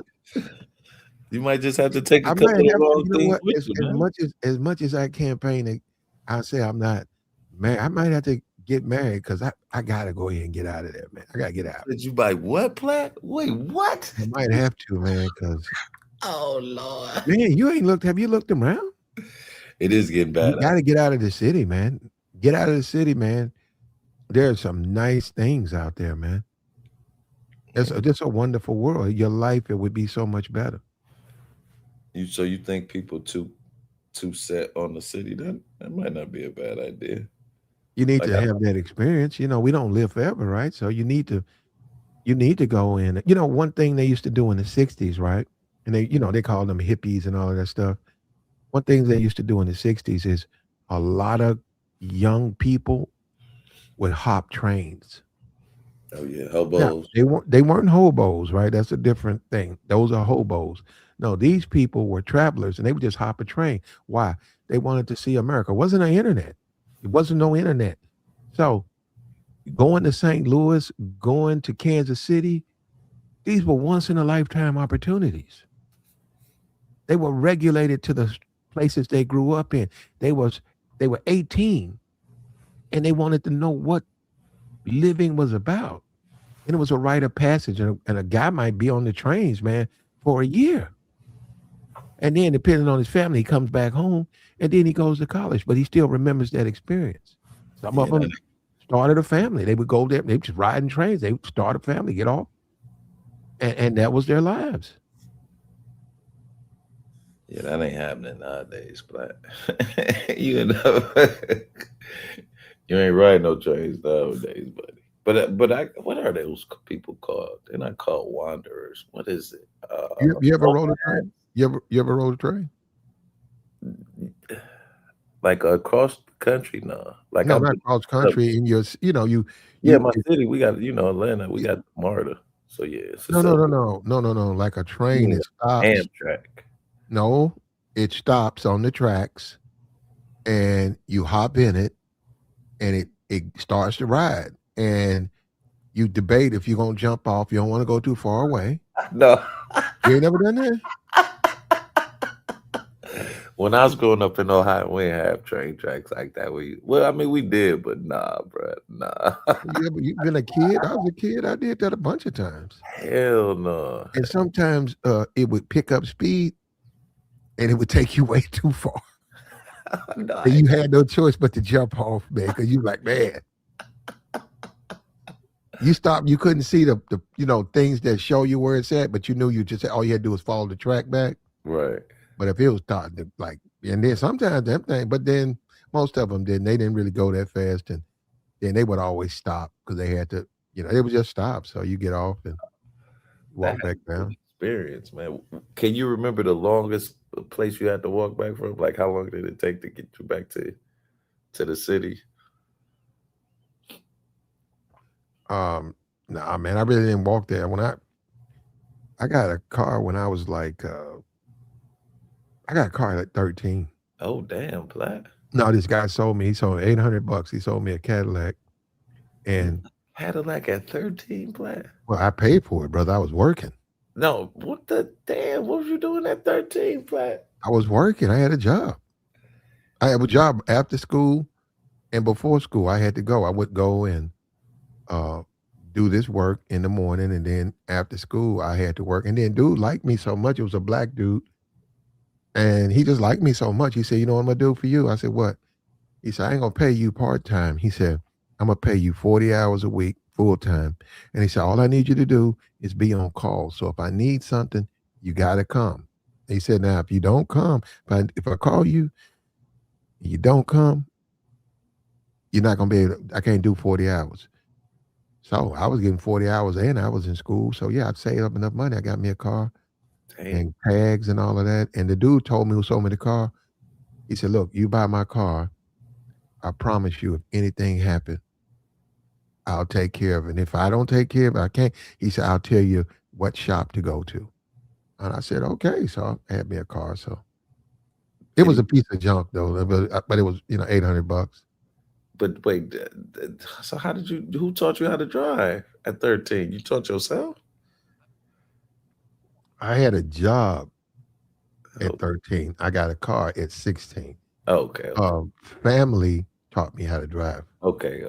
I'm thinking you got the car and you're driving around at I 6. wish, yeah, I wish I would. This woman on the video, the guy said him and his wife, his Filipino wife, would argue because he's trying to teach her how to drive, and she would get mad because he said, "Hey, you missed that light." They stop at the sign. I wish I would have got mad. Man, I'd have got my ass thrown out the car. Yeah, that's what I'm thinking. Hey, you talking about the one stream you had the other day with the dude who? Man, I thought that was Deion Sanders. I kid you not, bro. Hmm? Hey, you had to. It was like a black dude, then it was a Filipino dude, and it was like an African and Mm. another lady. Was that That Deion? was Dion. That was Dion. Was Deion Sanders? Yeah. Carucci. I'm like Deion done went to the passport, bro. Yeah, yeah. Is that what you call him? Carucci's I thought she was American. no, she's like 21 years younger, maybe more than that, like 24 years younger than Dion. Mm. And she don't know what she got herself into though. I mean, good for Dion, man. But this right here, man, how you think black people should play this? Uh, we should just keep highlighting it, man. Like, look how y'all treating yourselves, man. This is our opportunity to kind of point the finger at them and say, y'all used to say this about us, but look what y'all do. Also, the lies, man, because that's what they said when you talk about Trayvon and Mike Brown, and it was always they were at fault, and the black community was making it racial, and the officer was in the right. And we see right here, man, we see the tape. Some kind of way they're trying to change it and say that the officers are in the right. I don't know about that, man. Did you see Christy Noam's press conference last night? No, no. Yeah, she was saying like literally like dude who came up there to be hostile, but everything she said is refuted in the video. Like he fought with the officers and all that, but like if you look at the video, like no, this ain't the case. And then they was beating him up. They literally jumped dude and popped him, man. That's some cold work. Yeah, that's crazy. It's almost America that's not the country I grew up in. Now, as far as immigrants, right? I I understand they look down on foundational Black Americans. I understand that, but I haven't experienced any type of. They've been. I mean, like, I, I don't really. I mean, they're just immigrants. We had a guy when I was growing up. It was a Chinese man. He was married. Man, that man had so many kids. I went to no. I'm talking about he smashed so many of those women, man. I went to school with one of his kids, man, and his kids, his wife would get mad. She didn't like his kids. She was real mean to his like. No, these were outside his man. He was married, but the him and the women was getting it in, and then that was like he was the only Chinese dude like in 15 miles, Mm. and Mr. Lee had so many. He put so many black mixed kids or blazons in the community. Man, I want this dude, he was a blazon, and he would go to school with me, and when we would go by the store to get candy, his wife would get mad at him. She wouldn't say anything to me. She would always try to tell him, "You leave, Damn. you go, you finished, go, bye, bye." I don't know. Now we were kids. We just thought she didn't like him. But as adults, I know why she didn't like him. That's crazy. Yeah. I don't understand why, especially FBA is so like concerned with immigrants. Like I don't think they're a factor like that. Especially the black immigrants. There's only like 3 million of them. FBA believes that once you get the immigrants out of America, there's going to be a windfall of money for black Americans. That's where there's a tremendous disagreement with that. I just don't believe that. Yeah, I don't see that either, man. And I don't understand how the immigrants just jumped over us. We Americans. What you mean? Well, they've always done that to the immigrant. They favorite the immigrant. Immigrant doesn't carry with it. See, okay, both those movies, ADOS and FBA, right? When you listen to them, they both are 100% correct about the history of black people and what they've done in America and how they deserve these things. The politician has never wanted to give the black man anything. So what they do is they get the immigrant and then they put the immigrant out there to serve their purpose. And guess what? The immigrant doesn't have a history of slavery. They don't have it from the perspective that the black American has it. So yeah, they run them out there and say, "Hey, the woman tried to do it in Virginia. She was on there talking about the NAACP came out, endorsed the candidate, which was a lie. That woman did everything she could to try to stir racism to try to get in office. The Winston Sears, and Yeah. she lost. And she lost, but she did everything she could. And they was talking about, will black people vote for a conservative? What is all of that? And they didn't vote for her. They voted for the woman she won. But they needed a Winston Sears because Winston Sears is going to be a rubber stamp. And also, she's going to be against the black people. Everything black people do, she's anti-black. See, the whole thing, I'm black and I'm proud, to James Brown, that they always, black and I'm proud, black is beautiful. There was a movement for black people. They said we need to get out of slavery, but not just out of slavery. We need to love ourselves. We have been brainwashed. That's why we don't like ourselves. We don't like our noses. We don't like our lips. We don't like our hair. And we got to stop that. So the whole, I want the black doll.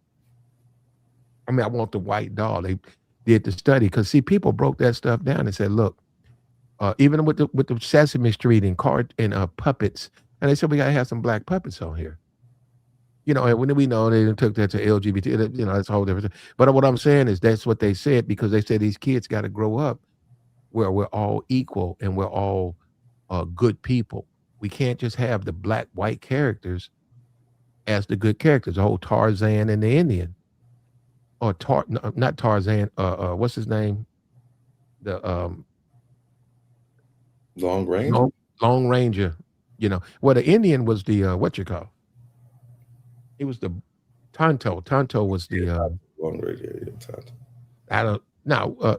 Not okay. Tarzan would fight the Africans. If you look at Tarzan movies, they were always, the blacks were uneducated. They were stupid. They were violent. And Tarzan was this independent white dude, and he was living in the trees. I wonder who wrote that. Who put that together? Some white dude from England. I can't remember his name. What the hell? Why did he? What the hell? A white man swinging through vines and trees, going against tribes of Africans. It's that white savior complex. and see, you're fed that, right? And that's brainwashing. A lot of the New York dudes said they looked at certain things when they were growing up. And I said, man, that stuff didn't come out to my neighborhood. I said they were very, very particular about what they showed. They do that now. What the movie, and not to say it was a good movie, the movie was Tougher Than Leather. Ooh, Run DMC. Ooh, man. Tougher Than Leather was banned in South Africa. Was it? It was banned because it showed Jay. I think it was Jay. Jay beat a white dude's ass with a pack of nickels, and then opened up the nickels and sprinkled them all on top of the dude. And they didn't like that. They didn't like that, the way they was beating up white guys. Man, and that's how this stuff is real, man. I ain't seen Tougher Than Leather in years, bro. Wow. Well, you ain't missed nothing. I don't want to see that. I'm just seeing it, but I knew when it got banned. I knew why. I was like, wow. That's crazy. You had Clint Eastwood running around talking about "Make My Day." That wasn't banned. Or them John Wayne movies, man. Yep, John Wayne was. Yep, John Wayne actually will. Actually, John Wayne, and they said the interview he did in Playboy, where he was pro-white supremacy. I never read the interview, but John Wayne, man, I don't have no problem with John Wayne, man. I think he was an excellent actor. He was terrible, man. How? He was a racist. He didn't want black people to come up. He thought that we were we begged and stuff, like literally welfare was our reparations. What you complaining for? Yeah, he said nothing about no reparations. John Wayne? Well, not reparations, I'm saying, but he was saying, well, why would black people be complaining now they got welfare and things like that? It was like one of them type of things. Like you got music. You got your TV. I can hear your TV, brother. Yeah, I'm trying to. Damn it. It'll catch it. Yeah, don't put Don't put Aqua Teen Hunger Force on the what happened to Shake, man? We ain't seen Shake in a minute. We ain't seen Shake in a minute, bruh.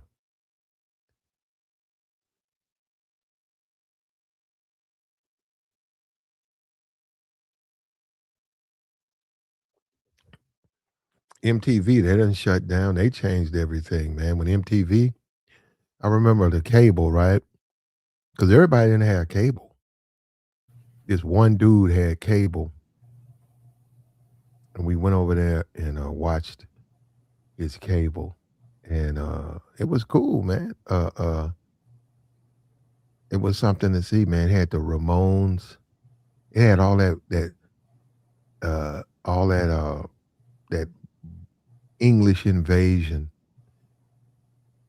It was and you think about now, you look at this, well, we got ICE agents deleting citizens in the street, and then you go back to something as like a MTV 1985, 83, how much of a country we were just so more peaceful.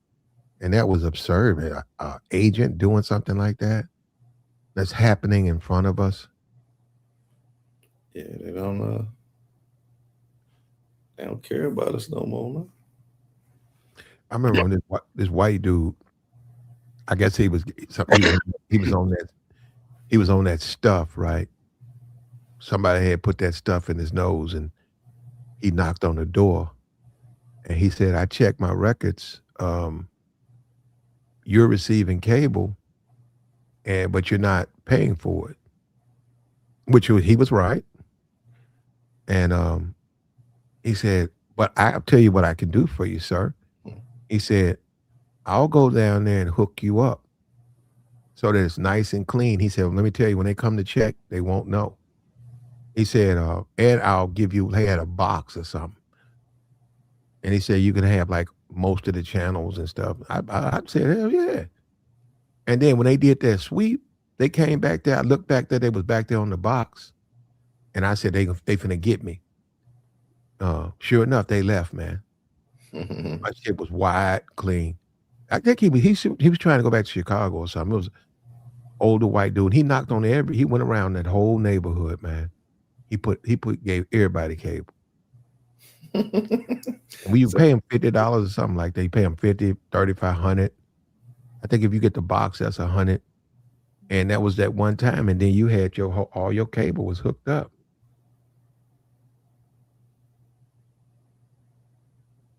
can't beat that. The good old days, man. Yeah, he got into that stuff, man.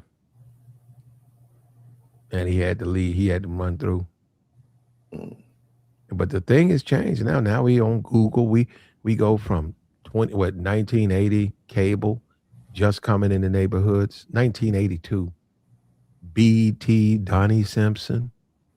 Donnie Simpson was cool. You know, they just had him on the Breakfast Club. Yeah. He's still doing the radio show in DC. He is? Yeah, he still do a radio show. Oh, okay. Mm. Donnie Simpson was cool, man. But that's how it goes, man.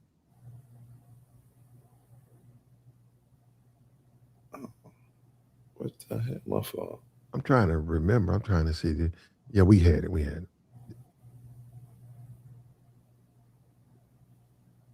Yeah, we got. Yeah, the good old days over with, though, man. It's a new world. You think we gonna survive it though, as black people? Uh, well, no, we're not going to survive it if they reverse things and take if the Supreme Court says just like they got rid of abortion, if they start overturning these cases, it's not going to end well for black people. And yeah, you're right. And I get it, the replacement thing, and they're saying so. But let's get these immigrants out of here because we don't want these numbers. We want whites to be the majority. But then again, they're saying that you have to also. It's like you don't educate a slave. So now you go back to where you don't. You have to refuse to educate a whole class of people so that they don't surpass you. Because it's no longer about the best person. It's about maintaining a system that oppresses people. And when you say the poorly educated, you see it was some guys in this chat that they're pro all of that. It's guys in that chat. It's guys right now. They support everything those ICE agents did. They don't care. Oh yeah. Oh yeah. I wholeheartedly agree with you. That's the crazy part about that. That is the crazy part. But I don't understand how you could be down with them, man. Especially the stuff they've been doing. Like at some point, you gotta be like, hold on, man, this ain't right. Well, the Negro, I heard some of the rhetoric. The Negro blinds himself to reality. Like I said, I get it. Get the immigrants out. I get that 100%. But to think that some kind of way you're gonna get a reparations check once the immigrant is gone, that is just complete buffoonery. Man, them folks ain't thinking about no reparations check. You didn't hear Tucker Carlson say he support reparations with He black. said he didn't. He said he didn't agree with everything he said. What he means, he don't agree with none of what he says. Ben Yeah, Shapiro certainly ain't for it. None of those guys are for yeah. helping black people get over the remnants of slavery. None of them. And my thing is, they would have gave it to you if they felt that way. Or they would at least be advocating for you. They ain't even saying they deserve reparations. They like, they're okay. Those FBA guys are okay. Like, what about the money though, man? You ain't gonna help me get the money? Hell no. You know Tucker Carlson ain't and Coulter ain't. And then I seen your boy Tyreek in Africa now. Tyreek the hustle. He the Mhm. hustled all the FBA brothers and went to Oh, Africa. well, Tariq is an excellent speaker. He's He's very influential. He's an exceptional dude, man. he And got I the think that's what people they focus on moments in his life, and it's up for you to make that decision. You know, there's things about him that he embraces that I completely disagree with, but I've listened to him for years, man, for years, and you know, now he's into the race thing or whatever. I'm just saying the way he was talking about Africans the past year and then to go over to Africa. It's just, you What's just wrong with that? That's where you want to go. he was grifting though. Like, why would you want to go about a place you talk about all the time? Like I he don't was know. You'd he have to ask called him. for I don't know why. this past year, man, and then to go over there. He probably got business over there. He's, He might own things over there. I don't know. But what I'm saying is, I don't know. I get what you're saying, but What's his name? Dick Gregory. He passed away. He was one of my favorites, man. hmm. And he Well, has the type of humor. Dick Gregory has the type of humor you got to understand it. Once you understand it, he's a very funny dude. But just off rip, you don't get it. he used to tell the dude who would be interviewed, "Shut the fuck up." Hey, yeah. Hey, he was funny though. I will admit that. He went on this white platform. It's on YouTube somewhere.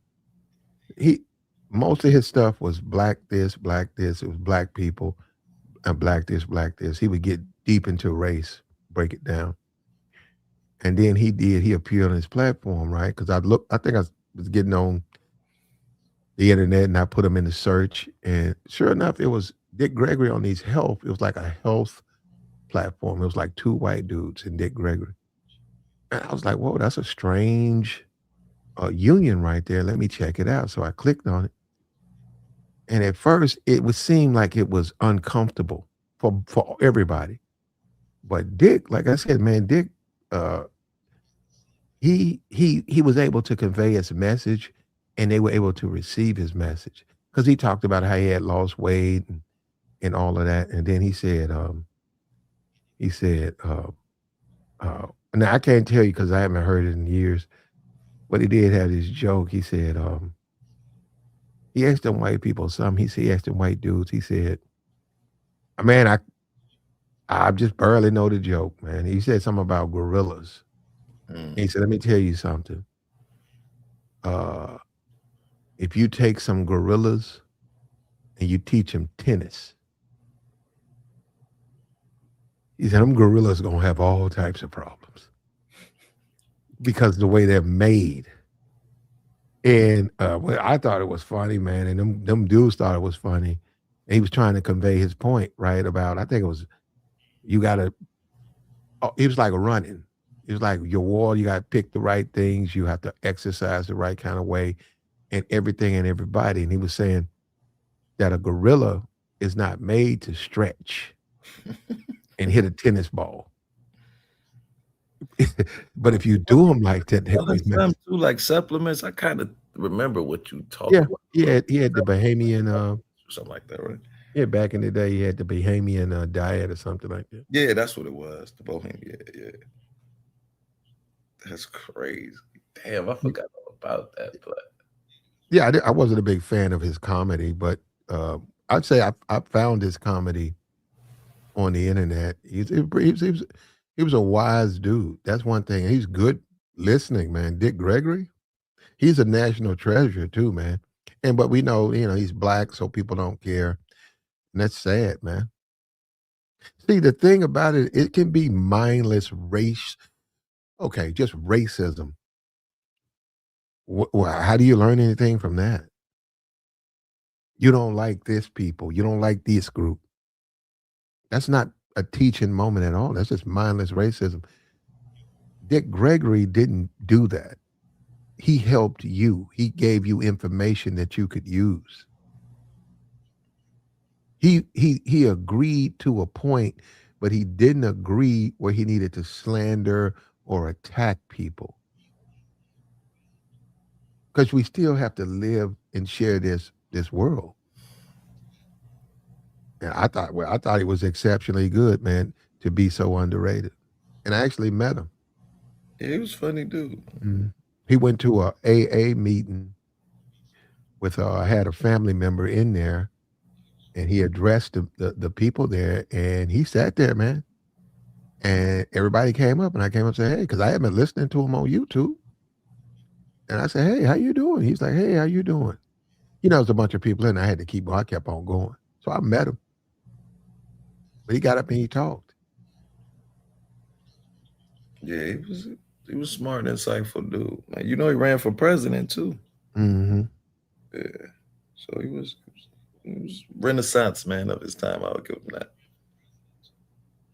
Man, I can remember that like yesterday, man. And growing up, I worked in a convenience store. So every comic book, because I worked there, whatever I wanted, Superman, Hulk, Fantastic, all of that stuff. Always latest when they come out. Boom, boom, boom. And I got paid. Got paid to just, that was like my second home too, man. And I got paid. So That's nice, man. all the young ladies coming in there, man. I'm in school. They're in school. I remember I saw this one girl, man. We were in the same class, but we didn't know each other. I had no reason to talk to her. I think it was like seventh or eighth grade or something. And her and her mom came into the store, and I saw her, and we talked. It was for a moment, and her mom asked her about me, right? And she said, "He just in my class." And she said, "Okay, he better just be in your class." And yeah, no, I'm just saying the innocent days, man. It was just funny to me. Uh, those were the days, man. But those days are gone now, man. Yeah. I have a hard time. I think my mall is run down. I got a Walgreens in my mall. You can't be no mall with no Walgreens, man. Ain't no mall. The dollar store, you can't be in the wall, man. He said you can't be in Walgreens with a mall. That's true. The malls ain't like, man. I remember we could just go to the mall and just hang out with like $5, man. I had the best time ever. And shit. Yeah, man. We used to go to the mall. Mall used to be packed too, man. On a Saturday, Man, the mall was so packed. Man, Everybody was there, man. And then the movies, packed. You couldn't get in. They sold out. yeah, that is crazy. Yeah, you go into the movie. It is an experience. You go in there when the theaters are packed. Everybody laugh at certain things and stuff. It's just a different experience. Yeah, And that I went to this one movie. I was a young kid, man, and that's when I was learning about black people, or I learned about them. The movie came on, and it was just came on. They were talking, and then this dude, this brother, he was coughing,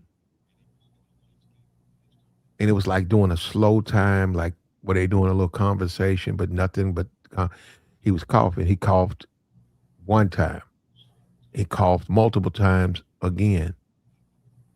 Then he coughed again, man. And somebody in the movie theater said, "Man, take your sick ass home." I said, "Wow, that was me. That was learning about my people, man." I said, "Damn," right. because I thought that was wrong. I thought maybe go get a cup of water, man. Hey, do you need some help? Like a doctor in here? Is there a doctor here? No, they just direct told him take his sick ass home, man. That's my people. That's That's when I learned me about that. They learned me get you some cough medicine, man. Don't go into them black movie theaters. You sneezing and stuff. Get you some Robitussin. Take care of yourself because you ain't going to them black movie theaters coughing because they gonna get mad. Oh, hell no. I just remember people cussing at the screen going to the movies. Yeah, those all that stuff is like ancient history. Even though we're still alive, it's just the things we are making the where we're going, man. In my country, though, I'm sorry, man. The country that I know, I'm losing, man. I don't like this. I don't want to see people deleted in the middle of the street, man. And then the people who do it just walk away and go get a Subway sandwich. Like it doesn't even matter. That's what's happening now, man.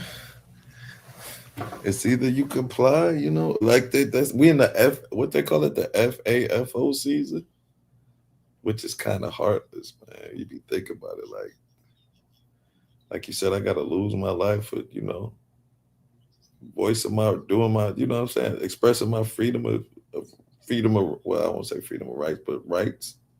Hmm. Yeah, that is scary, man. But I'm sure you do. We all advocate for a reparations Hell, claim and a reparations check.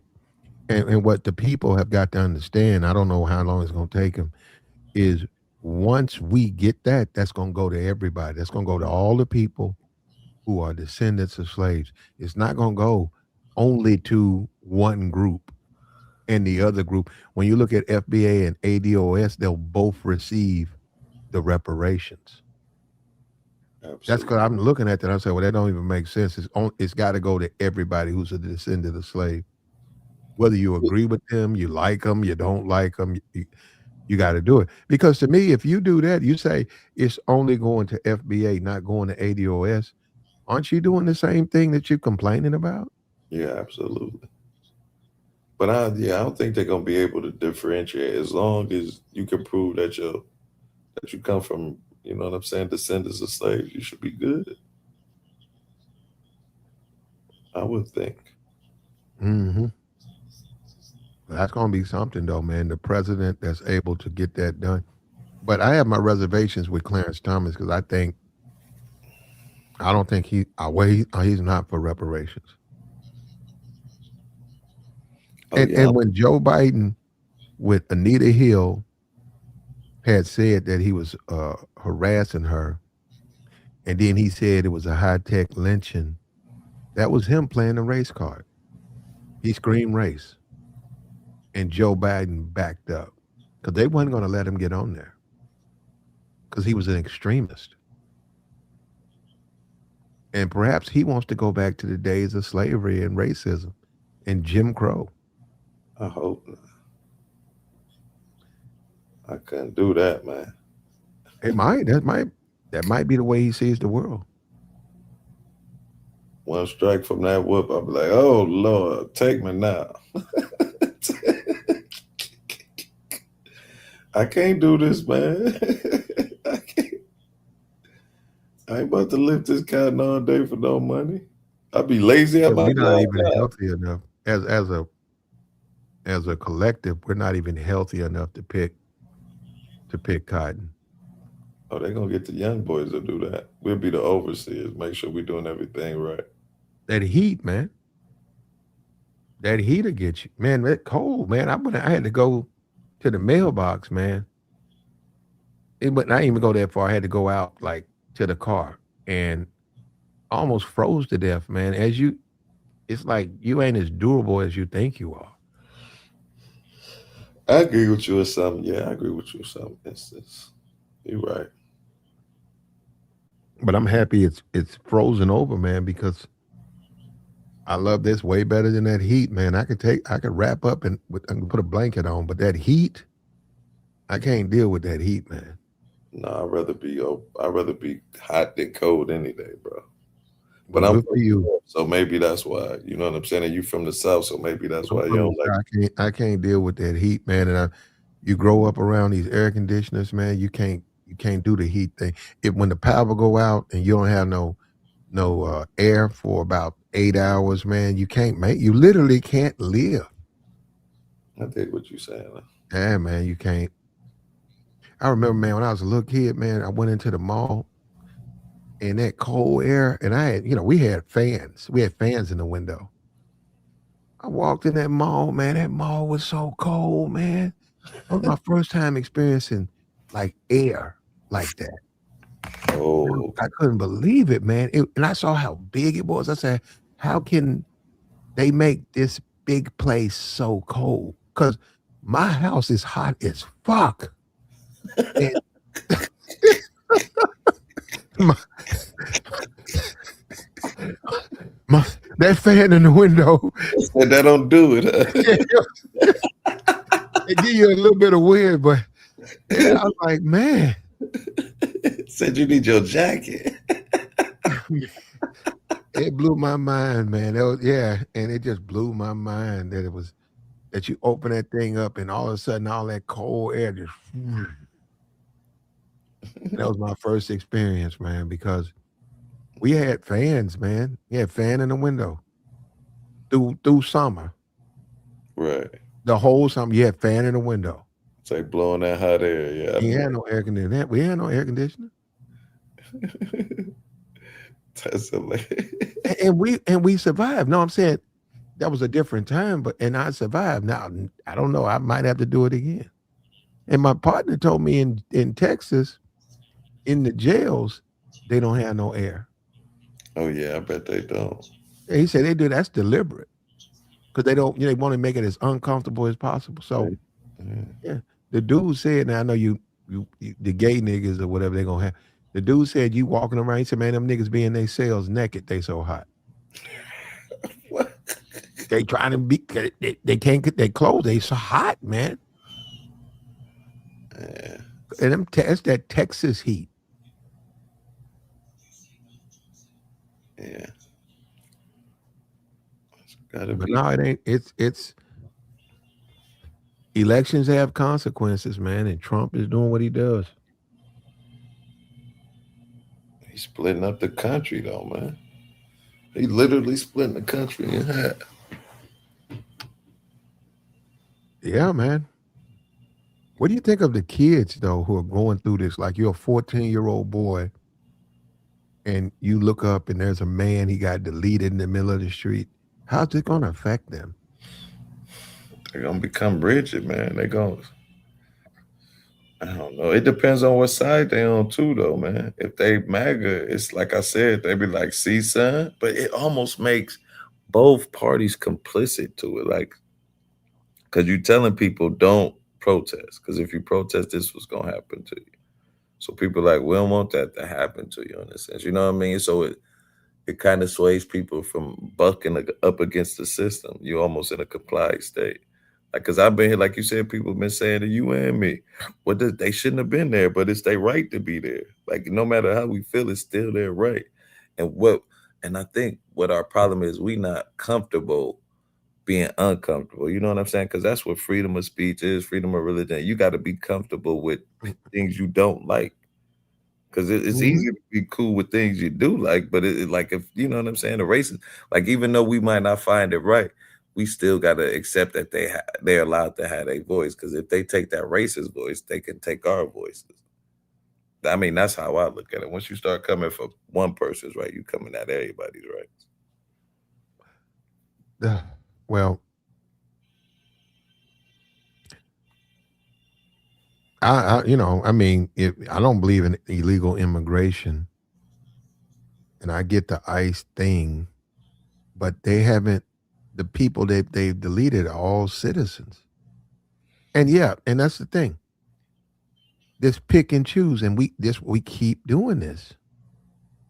We keep doing this pick and choose. Charlie Kirk gets deleted, and he's an American hero. Let's lower the flag. This woman out here, she gets deleted, and she's a terrorist. This is ridiculous, man. It's like saying, okay, you just gonna label people's stuff to justify harming them. And they've done that to black people.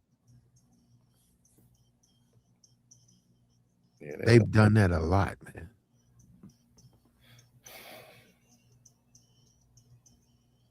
Yeah, they're gonna keep doing like that. I mean, especially like if people don't buck up against the system, it's just because think about it, Platt. They just popped the old girl. What? Not even a month ago. Now they popping another one. Like, What's going to happen is that it's going to happen again because they're going to encounter more people. yeah, And scary. you don't want to live in a world where you can't express yourself. That's the whole thing about America is to be free. Exactly. It's not about free to do what I tell you to do and shut up. That's not freedom. That's not freedom. Freedom is exactly that guy going down there to protest. Freedom is to say, I want to be Islamic without anybody stopping you. But then they said, well, you're free to do what? Listen to what I tell you to do. Or you want to listen, then you can't be free. That's not freedom. And the Negro, some kind of way, because you listen to some of these Negroes, that's how they interpret freedom. You listen to what them white folks tell you to do, and you shut your fucking mouth. That's crazy though, ain't it, Platt?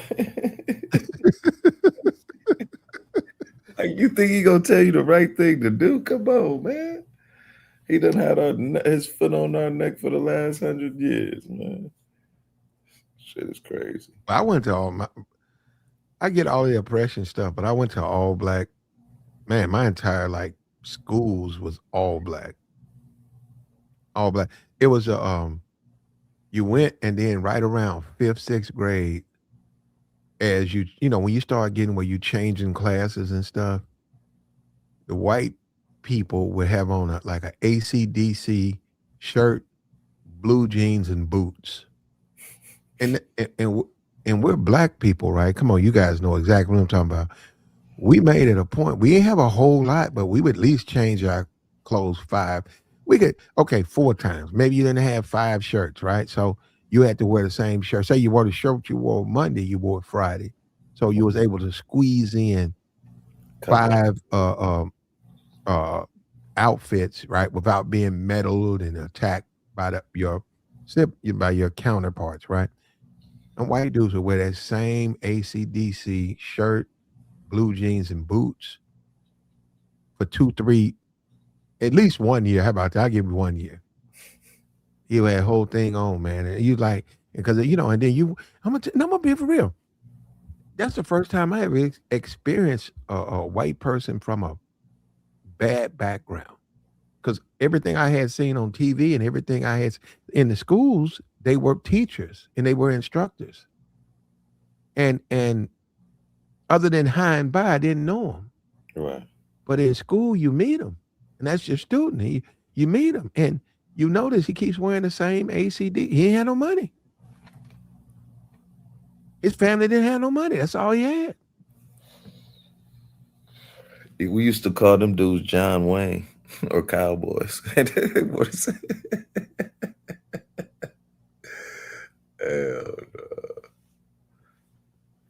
Yeah, man, that was something to see, man. And then you learning, and then you say you at an all black school or you at a 80% black school.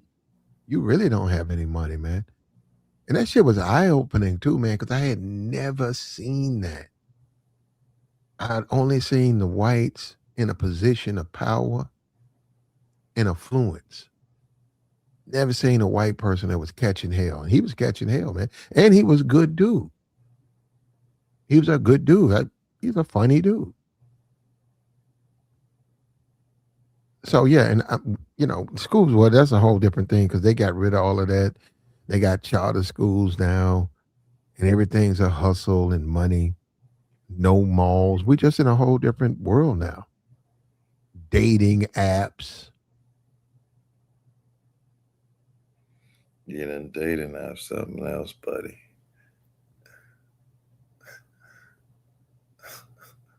And the foreigners, the video I played this morning, when you look at the foreign women, man, they know the game. They know the game better than they so-called husbands. I mean, I would think that they be studying them brothers. You know what I'm saying? Waiting on them to come over. Or like, this what y'all expect? Okay. Mm-hmm. Let me one to you, rope a dope you, and then when I get you comfortable, I'm gonna pull the rug up under your feet. The way they do them now is the man provide, protect, bend over backwards to make them happy. They're half his age. They even carry his children. But they turn around if he does something they don't like. They turn around and say, I'm going back to the Philippines. I'm going back to Korea. I'm going back to my country. They and maybe some of the women who's been married told them how to do that. And all of a sudden, man, he's got to do what she says to do. So he been handpicked, as my aunt would say. Mm-hmm. And I made an analogy that basically your Filipino wife, your Thailand wife, your foreign wife, your Jamaican, Dominican, they look you in the face and say, I'm the captain now.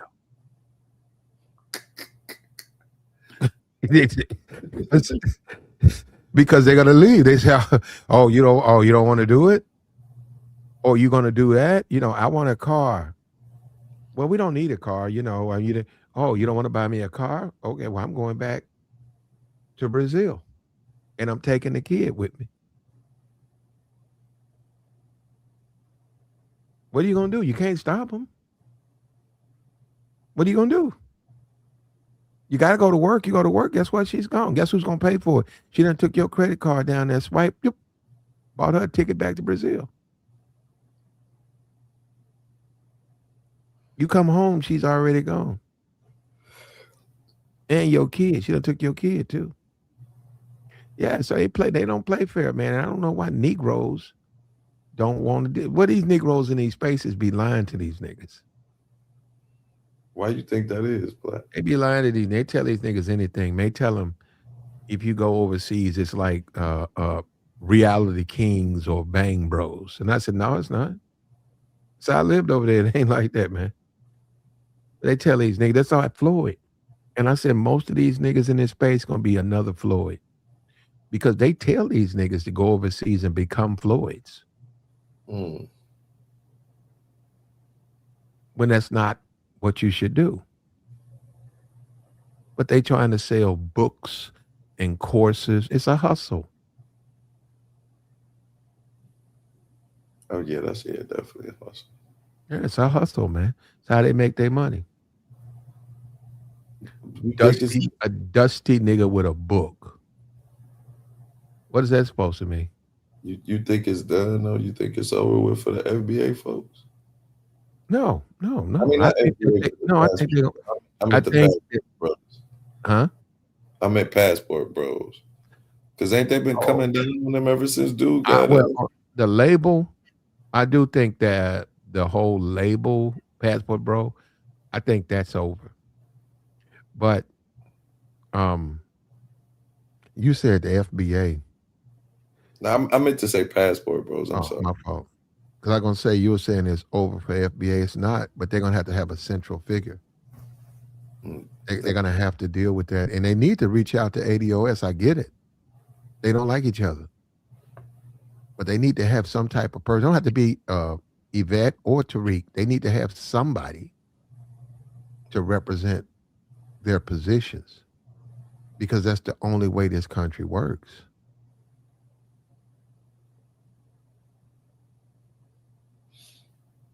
Yeah, see on Twitter, I'm looking on Twitter real quick, plan. That's all these folks talking about. He should have complied. He should have complied. This black dude saying it, man. You be on Twitter, black. Mm-hmm. Hey, have you noticed like all the black people who are being used by like white people to Yeah. spew hatred? A lot of that is AI. A lot of it. I'd be like, man, this is crazy. Every other post would be a white person posted a black dude shucking and jiving. Yeah, a lot of that's AI. I see niggas with fitted hats and shit like that. Come on, ain't nigga, you a fitted hat, nigga. You don't even vote. Giving you his point of view and shit like that. Yeah, it's crazy out here, man. Nigga be on there talking about some. Hey, Martin Luther King, man. He wasn't really that nigga though, man. You know what I'm saying? You know Bro. what I'm saying? Like you looking at the video, you like, what the hell? Like you don't It's even read AI. this, man. You could just see some of these folks don't even Made read. up some shit, bro. Don't take the time to like look into history. They just yep, I'm gonna just go with what you said. Like, trust me, bro, it's so that's the norm over there on Twitter. And then they had, I mean, it's a bunch of them. He said, man, all this welfare stuff. See, that's what's wrong with us, man. Somebody, I ain't nobody. Somebody say, hey, here goes some money for free or some food stamp for free. I ain't gonna take it. I ain't gonna take it. That's the main nigga who takes it. I say, y'all messed up his outfit. Y'all gave him a fitted and skinny jeans. I said, have you talked to those men? They don't talk like that. They just put it together, man. And AI is coming out, man, and it's something to see now, man. So and it's pretty good. Yeah, yeah. I gotta go. Uh, I got an account with one of them, but I You got lost my password. Huh? you said you got to count with what AI? I got one of them, but I lost my password. I gotta find my password. Mm. I'm all right. I'll find it there. I see Twitter now has put the AI on there. Salute, man. Yo, yo. Stay What's stay up with away from Twitter. I'm telling you guys, man. Twitter has been flooded with bots. you? All Mm-hmm. those negative shit you seeing is Mm-hmm. not real people. It's bots. Yeah, You know yeah. what I'm saying? So just Yeah. assume don't.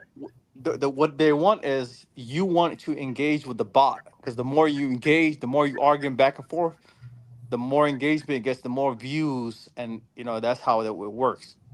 Like 80% of what's on Twitter right now is on bots. So I deleted my Twitter shit, and I was because like it's just full of racist bots, bro. I'm telling you, bro. It's like Mm-hmm. man, it's like you go in there, it's like walking into a KKK rally. You know what I'm saying? It's like I deleted that shit. So now it was like I'm only on IG. That's it, and YouTube, and it's like and also you guys. There's a way you can actually, if you start seeing, like, let's just say you on YouTube and you start seeing your algorithm is kind of different. Like it's like let's just say you saw one like far right video and it recommended you another one. You start watching it, and now your whole YouTube is based on a whole Yeah. far right movement. So what you do is like you catch yourself. You be like, there's a way on YouTube you can reset your algorithm. You know what I'm saying? It's like that's what I ran into with Instagram, where it's like because I accidentally clicked on this far right shit because somebody sent me shit. And they YouTube. start recommending me. I was like, Yeah. yo, I was like, yo, what's going on? I But was like, I had, that's how they make their money, and YouTube's like that. yeah. So just like if you watch cars, like for example, my YouTube right now, Mm-hmm. On the front page is nothing full of cars, and also this guy that got shot in Minneapolis. Like I'm like, I see that guy right now. If I go to the front page, I see this guy, federal officer shot and killed a man in Minneapolis. So I'm seeing that. I'm seeing travel, and I'm seeing nothing but cars. You know what I'm saying? So it's that's how it works. The algorithm. The more you watch stuff, the more it will recommend. Yeah. You know what I'm saying? Like Cat, for example, the way I came across your channel is when I first when you was covering that Floyd, I'm coming from the travel Airport. space. Yeah, You know what travel. I'm saying? Mm. I'm coming from the travel space. So when you covered that Floyd situation, Oscar Mm-hmm. situation, I was like, okay, this dude is cooking. Let me just subscribe. So the algorithm kind of recommended me to your channel. You see what I'm saying? Yeah, like because of Floyd. Yeah, I got you. Travel side. And also if you go to like Razor Ray's channel, it's gonna recommend you to Passport Bro material. If you go to Austin's channel, if you go there and watch 2 videos, it'll throw you in the algorithm of the Passport Bros. Because a lot of it is what you listen to, and I listen to stuff, and it throws me in there all the time. I know what they're going to show me. But it also taught me who not to listen to because I got, you got 3 Twitters, right? I have a Twitter to listen to people I don't really fuck with because it's irrelevant. But I don't want to be in there. Like my main Twitter, I don't want that in the algorithm of those people. So I'll go and I can go anywhere with that because I could care less. It's just an anonymous account. What do you think about reparations, Buck? Hey, look, I gotta drop down real quick, but I'm gonna just say this on that topic. I'm not a Mm. FBA, but I 100,000 agree with reparations for FBA, and it has to be only for FBA. No Caribbeans, no Africans. You have to be connected to this land. I 100% agree with that. There's long overdue. Uh, I don't know. There should be some kind of like a way. I was thinking like some kind of sovereignty fund for for the FBA, kind of like one of the like Norway, for example, have a sovereignty fund for their citizens, right? Also, Mhm. the one of those Gulf countries have a sovereignty fund for their citizens, right? I was thinking like that's something like that, like something that will not be like really spent back into the economy like quick. Like if there was like some kind of sovereignty fund or something like that, or some kind of tax benefit, I don't know. But either way, I 100% agree with it. It's long overdue. You guys deserve it. The Jews received it. The Jews received it from the Germans uh, Mhm. back in the 70s, 80s. Um, it's long overdue. Is the Native Americans got land? Native Americans got land from Mhm. the U.S. government. So I Mhm. think it's long overdue. And all these affirmative action and DEI only benefited, what I'm saying, other groups. You know what I'm saying? Mhm. It's like it literally didn't benefit FBA. So I believe 100%, 1,000% agree with it. Long overdue. You guys should keep bringing it up. Put it out there like that, because the more you bring it up, the more it gets into the algorithm, and the more it is promoted, and the more that Congress people actually hear about it. Like Tucker Carlson, or even people are bringing this shit up. You know what I'm saying? It's like the more it gets heard, the better, bro. So I just land my plane with that, and I'm gonna drop down. Salute. I got you, bro. Yeah. I think I'm about to drop down, grab me something to eat. Hey, how All you right. making up there, man? You all right? The winter Oh yeah, snowstorm? I'm good, man. We got plenty of food. It's warm. Got wood. Gonna cut that fireplace on, man. Just chilling, man. Uh, they said it'll break probably Tuesday. So yeah, we can make it. We can make it probably Thursday before it'll be a problem. And it happened last year, so I know, and I'm pretty used to how the weather goes. You're always gonna get snowed in for about 2 to 3 days. Right.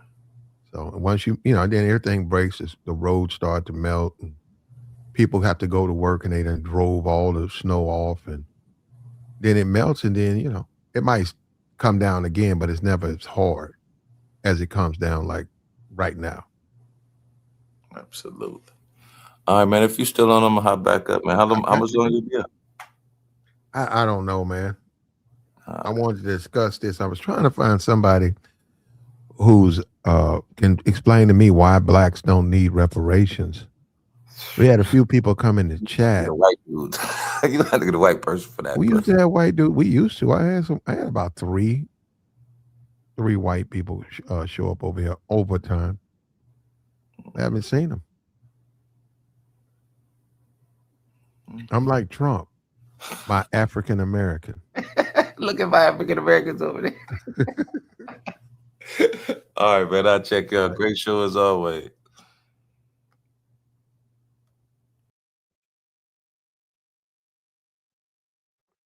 Like the stream, brother. Like the stream. Support the platform. We trying to figure this thing out, man. You tell me. Are you happy with what's going on in Minnesota? Another man has lost his life. Another guy.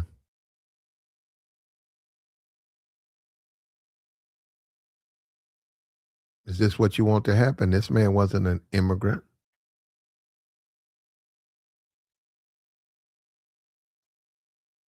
But who cares, right?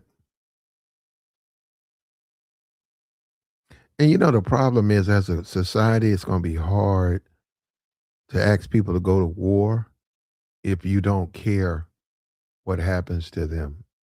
If they're exposable because they disagree with you politically. If that's the country we live in, we don't have a country anymore. Just like our media, we really don't have a media anymore.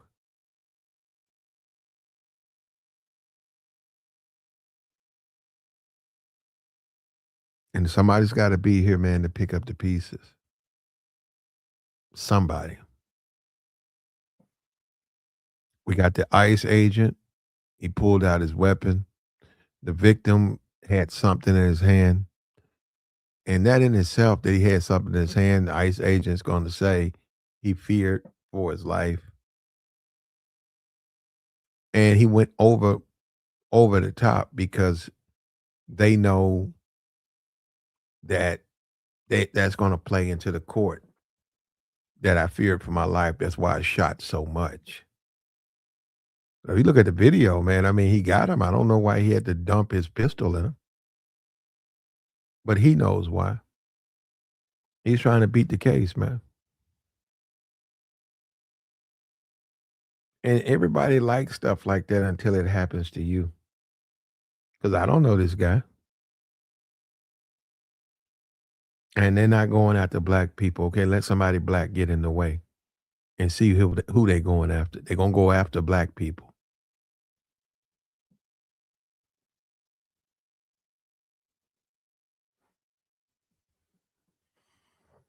And when you violate people's rights, man, this is what you get.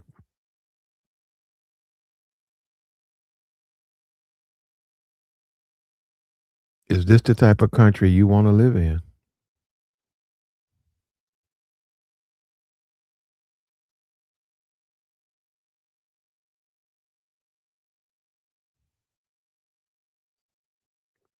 He said most guys who get foreign women don't have that story. But it's not about most of them. It's about your woman want to go back home and take your kids. We talking about older men. Most men, when you look at the Austin Holloman, he's not most men. Most men are not young when they go overseas. They're older. They're probably in their late 40s, 50s, some of them in their 60s. They want to have a family. They get married. They want to produce kids. They don't want her to take the kids with them. Okay, the marriage failed or whatever, but what do you think at that age they want to raise their children? And we saw that, but people are gonna not. You know what? And niggas got to learn the hard way. Niggas got to learn the hard way, and that's basically what this is. They got to learn the hard way. They don't want to learn the easy way.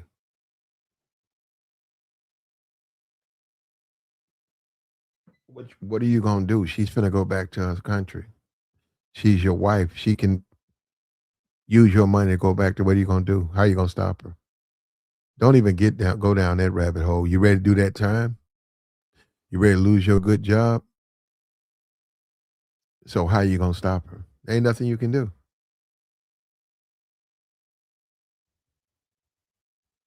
And the more you lose your power, you wind up realizing you dating an American woman. It started out like that was a foreign woman until. Like the stream, man. We got the join link posted, man. We'll take your thoughts.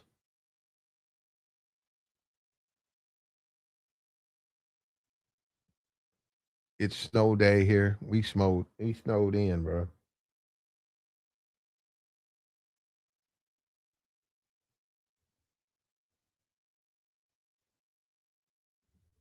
I'm gonna try to let that sun knock that snow off my car. I'm gonna try to, because I don't want to do it myself.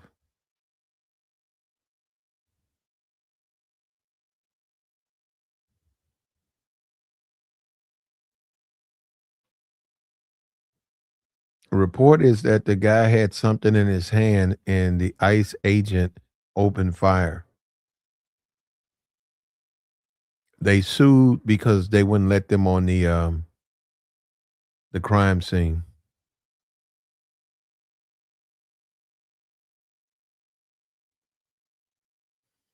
Trump cites armed suspect and lack of police support following Border Patrol.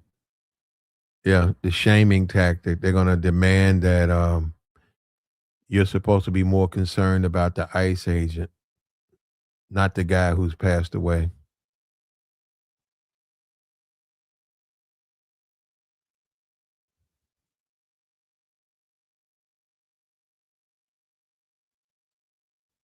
It's saying this is Trump's political nightmare.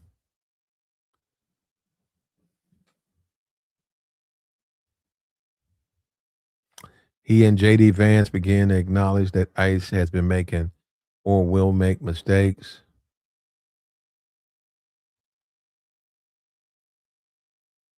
The issue may be getting ahead of them, according to polls.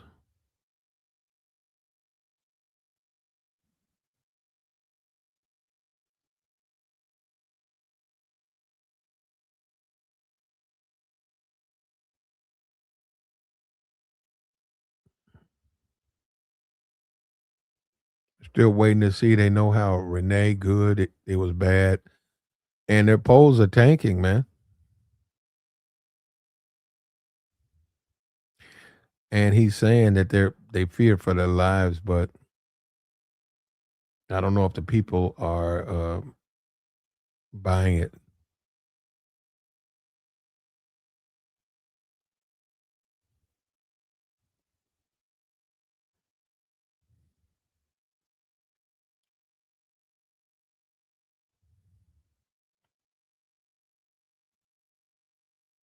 Like the stream, bro.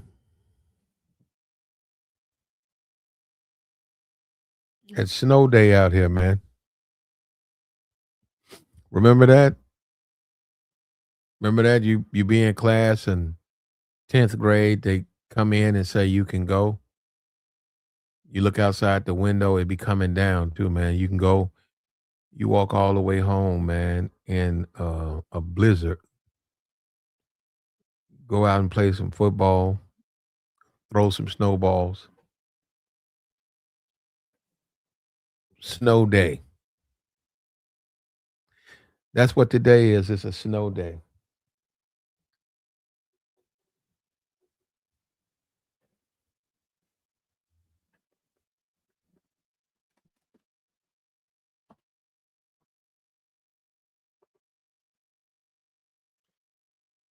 It's a snow day. It's cool over here though. We good over here.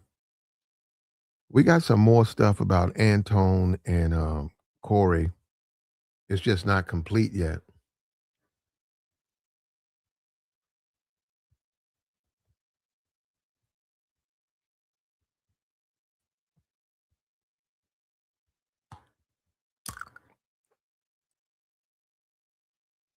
There has not been an arrest made yet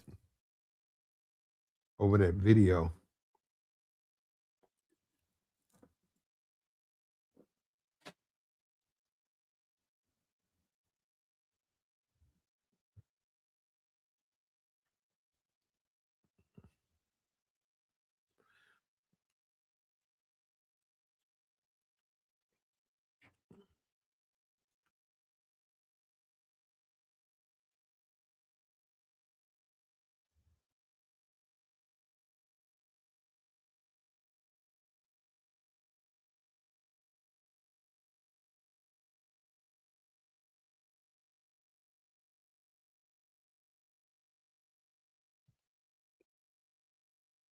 The New York Post, TMZ, Hot 97. So within the black collective, the fight video is gonna be terrible for Corey.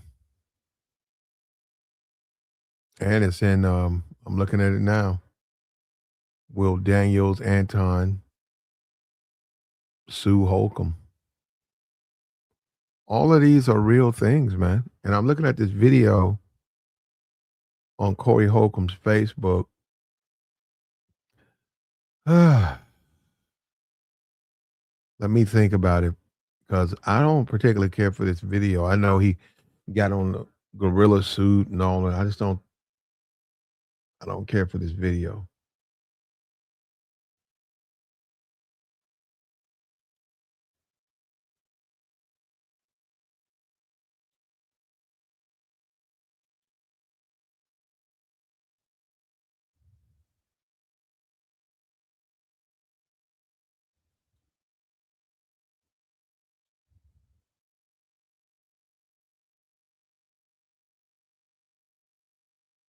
I don't care for that video, man, because in that video, well, I'll tell you what it is later. I'll tell you. Like the stream, man. It's snow on the ground, man. You got to go to work. What's up? The Uber is down out here. They said no Uber. Can you imagine the demands for Uber, but it's snow. You can't really move.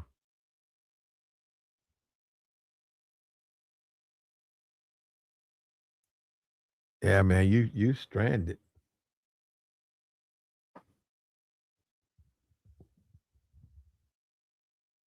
But this is Trump's America, man. In a Trump America, ICE gets to be the judge and the jury.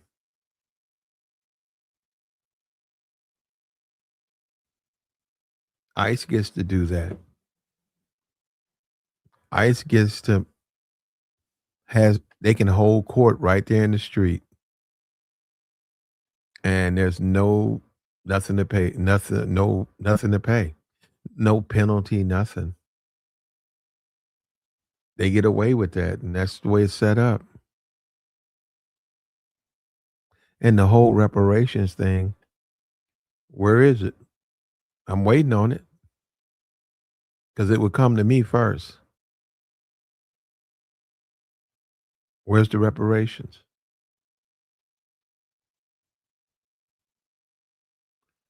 Will blacks use this effectively? Well, it's going to be hard unless they can get a politician. Well, maybe they can get Tucker Carlson. Maybe he'll be out there and campaigning for it.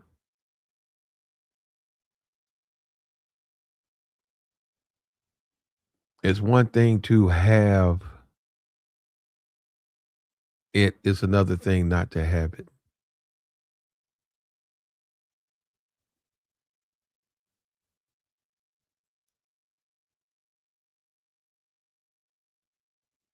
Like the stream, man. Where my chat at, man?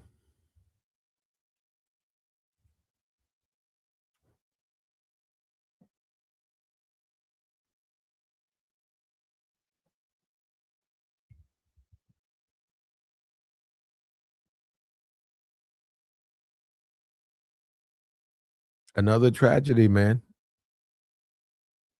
We looking at what, February? That's with Black History Month.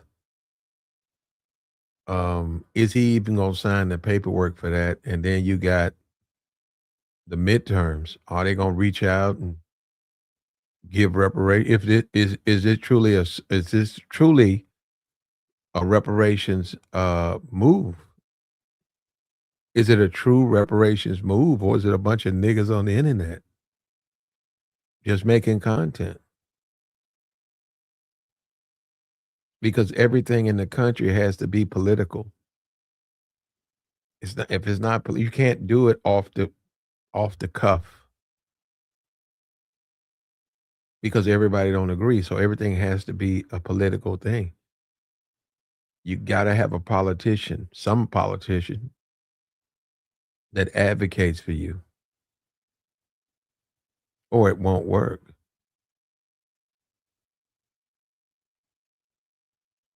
Now, Jasmine Crockett says she's pro reparations. She's a Democrat, she's a liberal, but she says she's for it.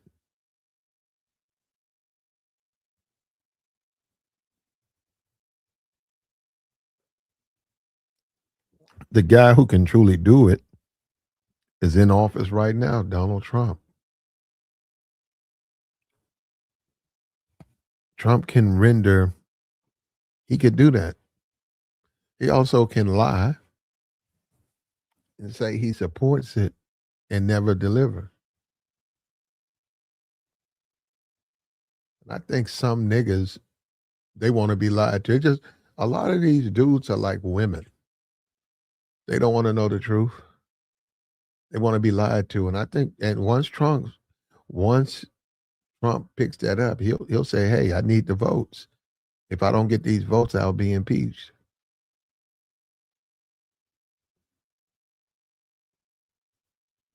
And it's going to work. It's going to work, man. Like the stream, man. Like the stream. We snowed in, man. It's snow all over the place, man. It's freezing too, bro. Absolutely freezing, man. You can barely walk outside and come back. You're frozen.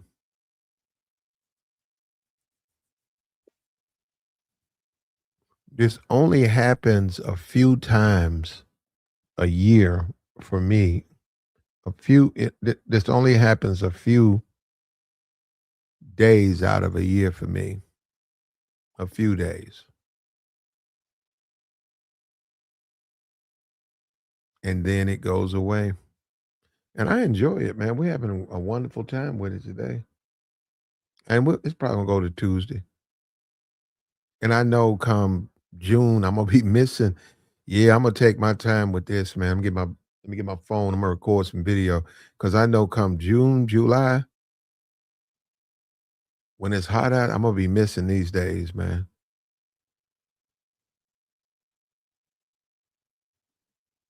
Like the stream, man. Support the platform. Take your thoughts. We got an ICE agent who has deleted another citizen. Should there be limits? There needs to be limits. No group in America, no group of men should be able to just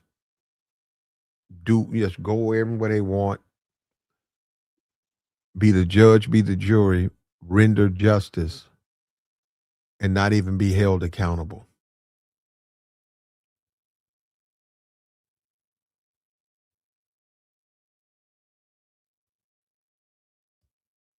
And people believe that most of those ICE agents are Proud Boys.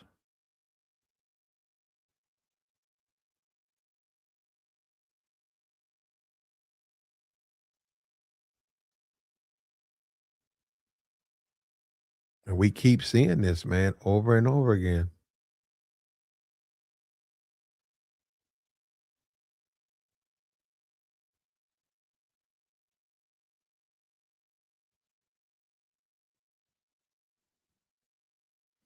But Trump was elected, man, and that's what you get.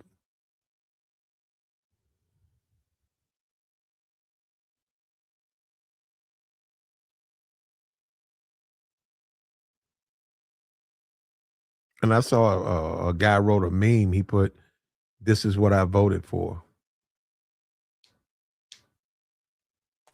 He said he wanted him to make changes, man. He voted exactly for this to happen.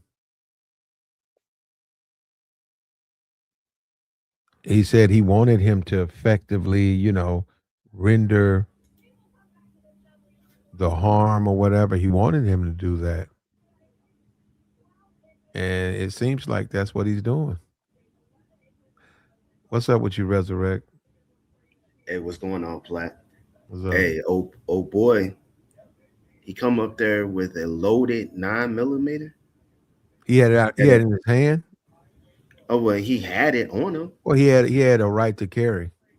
Yeah, I get it, but No. He went out to the street, from what I'm told. I haven't seen the whole that part of. I see the fight. I don't see the one what happened before. Said right, that they pushed a lady down, and right. I saw it. he went to help the lady up, and that's when they attacked him. Yeah, I saw the video. But he was actually, you know what I'm saying? Like when you go into, we already know what the atmosphere is out there.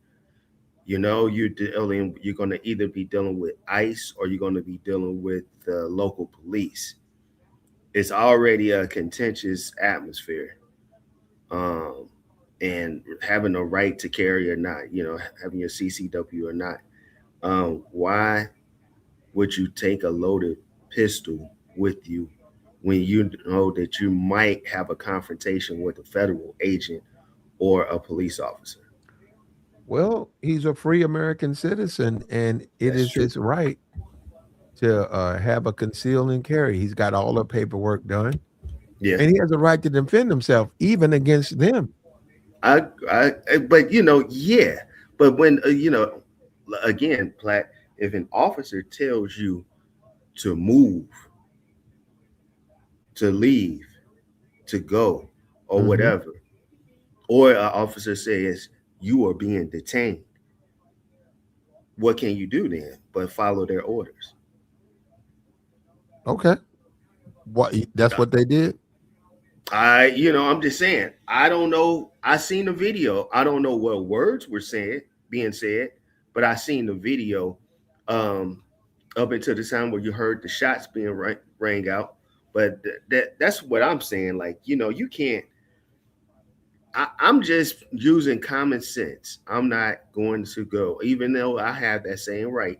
I'm not going to a supposed peaceful protest with my loaded weapon on me, knowing that I might have to have a conflict or an interaction with a police officer or a ICE agent. Yeah, but It wouldn't be smart. well, no, it's okay if you're defending yourself. Yeah, So I'm but saying you're right. No, you pull it out. You're right, and you're the aggressor. You pull it out and you walk toward their cars, or you walk to them yelling. You're right. That would be wrong. But hmm if you have it on your person and hmm one of them violates you, you have a right to defend yourself. yeah, but you see how that. Well, I'm gonna tell you this, man. Like this is my opinion on the whole subject. Um, it seems to me that white America, people that like Trump, which is the majority of white Americans, because they're the ones that put him in office, they do not take kindly to their own kind or their own fellow white people defending brown people. Okay. This is what it seems like to me. It seems like they are putting people or willing to make examples out of other white people who are going against them. Because in their mind, it seems like they think that these white people that are protesting on behalf of the migrants are protesting against black people. I mean, white people. You see what I'm saying? They feel. I think they are saying, well, we will make examples out of these people who want to go against us. Yeah, It's but almost like a code for I them. got you. But so you approve of that? Uh, look, that's not my. You know what I'm saying? Look, it to me, it's not my business. But if it was me fighting for migrants, I wouldn't approve for it. But I don't fight for migrants. So once they get the migrants out, you think that's going to benefit blacks collectively? Yeah, How? yeah. Because platinum, anytime I was just looking at throughout history, when Rome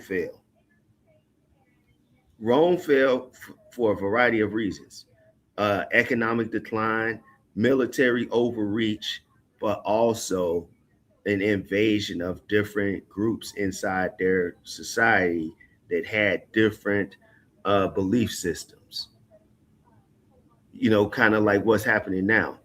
This is a signal of the downfall, man, of this country.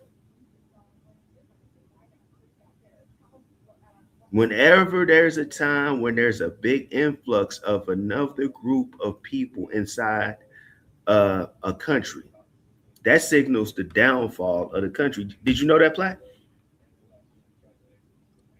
Not really. No, You didn't know that? no, Well, let's sir. see. You never even heard that before, have you? No. I was listening to this Asian, I think he's a Chinese professor, and he was giving a lecture about that. But let's see. Migration. Does mass migration Okay, but signal? you're saying it's going to help black people. How? So they say, Because for instance, they get rid of 90% of the illegals. yeah, How's it going to benefit black people? because there's going to be a lot more job opportunities for black people to Mm. go and get and work those jobs, man. So you really think you think they're going to go and pick tomatoes and But see, that's the big fallacy. That's big fallacy. Um, Whenever I go to Walmart before they close, Walmart here closes at 11. So they start putting those pallets out on the floor for restocking at around 10:30. I might go in there and I might be looking for something. And I'll go up to somebody and ask, I'll be like, hey, where can I find some, maybe some white socks or something. Me, oh no, me no speak.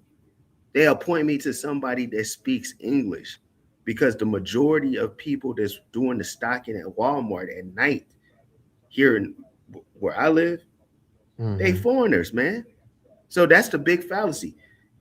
You are going with that narrative that the Democrats say, who's going to pick your tomatoes? They're not just here picking tomatoes. Mm. Okay. You think so? You think black people are gonna take those jobs? Yeah, I think black people will have no other choice because the government is broke, bro. You're seeing that there's a lot of people, a lot of women, our women are actually being evicted. People's cars being repossessed. They have no choice. They have to work. You are you hearing about these truck drivers, man? My brother was in trucking for my brother just stopped being over the road last year. He just got tired.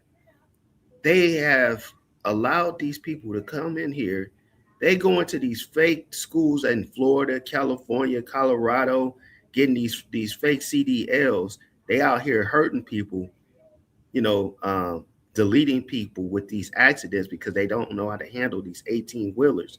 But the bigger problem is the people, because a lot of brothers that go to the joint, they might get out the joint, and one of the avenues that they could go to make some money is driving a truck, right?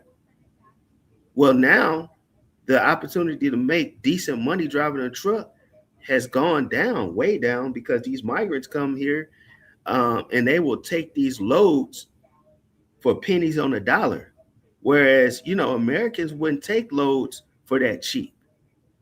So these truck drivers, man, the American truck driver has been pushed out. Did you know that? I'm sorry about that. I hear you. This all hurts Americans, man. These guys come, some of not Yeah, all, but some of I'm these okay. I agree. I agree. It's bad for America, but where it might be Americans, Americans. where there might be some disagreement, that some kind of way black people specifically are going to benefit from whatever happens. Because it's just like with reparations. If they wanted to pay them, they pay it. They would have paid them. Clearly, they don't want to pay it. Of So course, black people. I mean, good jobs. Yeah, if you say, "Hey, go work at SpaceX," and here's $300,000 a year. Yeah, I think black people will take those jobs in a heartbeat. But go pick some tomatoes or go work at night at Walmart, like you say, and stock the shelves or something. I don't think maybe young black people, but I don't think those. I just don't think it's going to work. I don't think it's going to work out like that. I hear what you said. They're not getting rid of migrants for black people. They're getting rid of migrants for white people. They're getting rid of foreigners because of the birth rate and that whites are becoming less the majority race. So but we win by default. Huh? We win by default because there's less competition. Anytime you have a bigger jobs, they gotta want the jobs. Well, you don't have no other choice. You won't have any other choice. You got to work.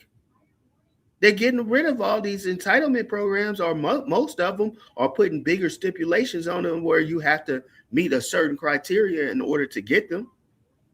So we have no other choice. When I say we, a lot of black people, not the majority, but a lot of black people have low education where they will not be working a very high skilled job. And the majority of these people that's flooding in here that the former president let come in here, a lot of them are low skilled workers. So whenever you have a bigger influx of people coming into the country, that gives a bigger pool for these employers to pull from. And of course, when the employers have a bigger pool to pull from, that means wages either go down or stay stagnated, and they don't keep up with inflation. There has been an argument in America for a very long time that the living Americans need a living wage because the cost of living hasn't been keeping. I mean, the wages haven't been keeping up with the cost of living. These employers heard that, and they said no. They petitioned people like the Democrats to let these migrants in during the pandemic. It was almost like a setup. You remember when people were sitting at home and they was like, I'm making more money drawing unemployment than I am going to work during the pandemic. At that same time, when they were sending people all that money, those big unemployment checks, they were bringing in these migrants. Nah, where you hear that at? That was what you're talking about. That was factual. There was a lot of people. Where you heard that at. And who gets a big unemployment check? During the pandemic, people were getting a bigger unemployment check to stay at home than to go back to work. See, I never stopped working. No, you pay into unemployment. I understand that. I understand it, but remember, a lot of people were getting. If they were at home drawing unemployment when it was legal or whatever, safe to go back to work, they would have went back to work, or they would have stayed at home without the unemployment check. No, people were doing that because they were giving that kind of money away. Because a lot of people were furloughed. Remember, a lot of people were furloughed from their jobs. But there were still jobs out there. They could, because I started for a little bit myself during the pandemic, working at Amazon. So people, even though they were furloughed or laid off, like a lot of the universities were laying people off at the time, they were sitting home drawing that money but it was actually opportunities to work. Because I But picked up some. when they could return, see, this is what I'm saying. Okay, you got insurance. You make this amount of money. You got unemployment insurance, Mm-hmm. right? Right. You go home, they give you your unemployment benefits. You pay insurance. You pay for the insurance. You pay out. That's a part of the deal. So you go home, you're getting it. Okay, it comes out. You need to come back to work. You Mm-hmm. say, no, I'm gonna keep drawing some unemployment. I don't think you can do that. If you have certain amount saved up from working, you know what I'm saying? I think you can draw it until you don't want to draw it anymore. But what only thing I'm saying is people. No, because it's gonna go back. That they require you to come back. You don't want to come back, and then the way it's set up, if you don't listen, your employer, if you don't come after 3 days, they can fire. I know that because I've been fired with cause. There you go. It's with cause. It means why? He wouldn't come to work. You're no longer eligible for unemployment. It violates the insurance. Now, if they fire you and there's no cause, then you do get it. But if they have cause, you can't get unemployment. Look at this. Read the comment section, Platt. The big red rig. Kareem Abdul. Yeah, I read big red rig stuff. That other guy. I mean, look at the Kareem Abdul. Yeah, I don't know what project. That guy's out of his mind. He said, "Man, we were getting big unemployment checks." I'm telling you what. I'm just telling you, man. Well, I don't believe him. He's just saying stuff. You don't believe him? No, I don't. I like I said, once you were required to go back to work, you couldn't say I'm gonna sit this out till February. It's October. Yeah, I'm gonna go ahead and take these last. You couldn't do that. They wouldn't pay you. Man, people were.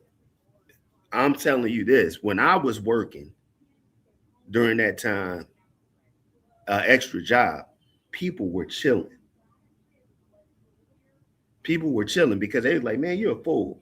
Also, people were doing of course, the PPP loan. That was illegal. Scam. Though.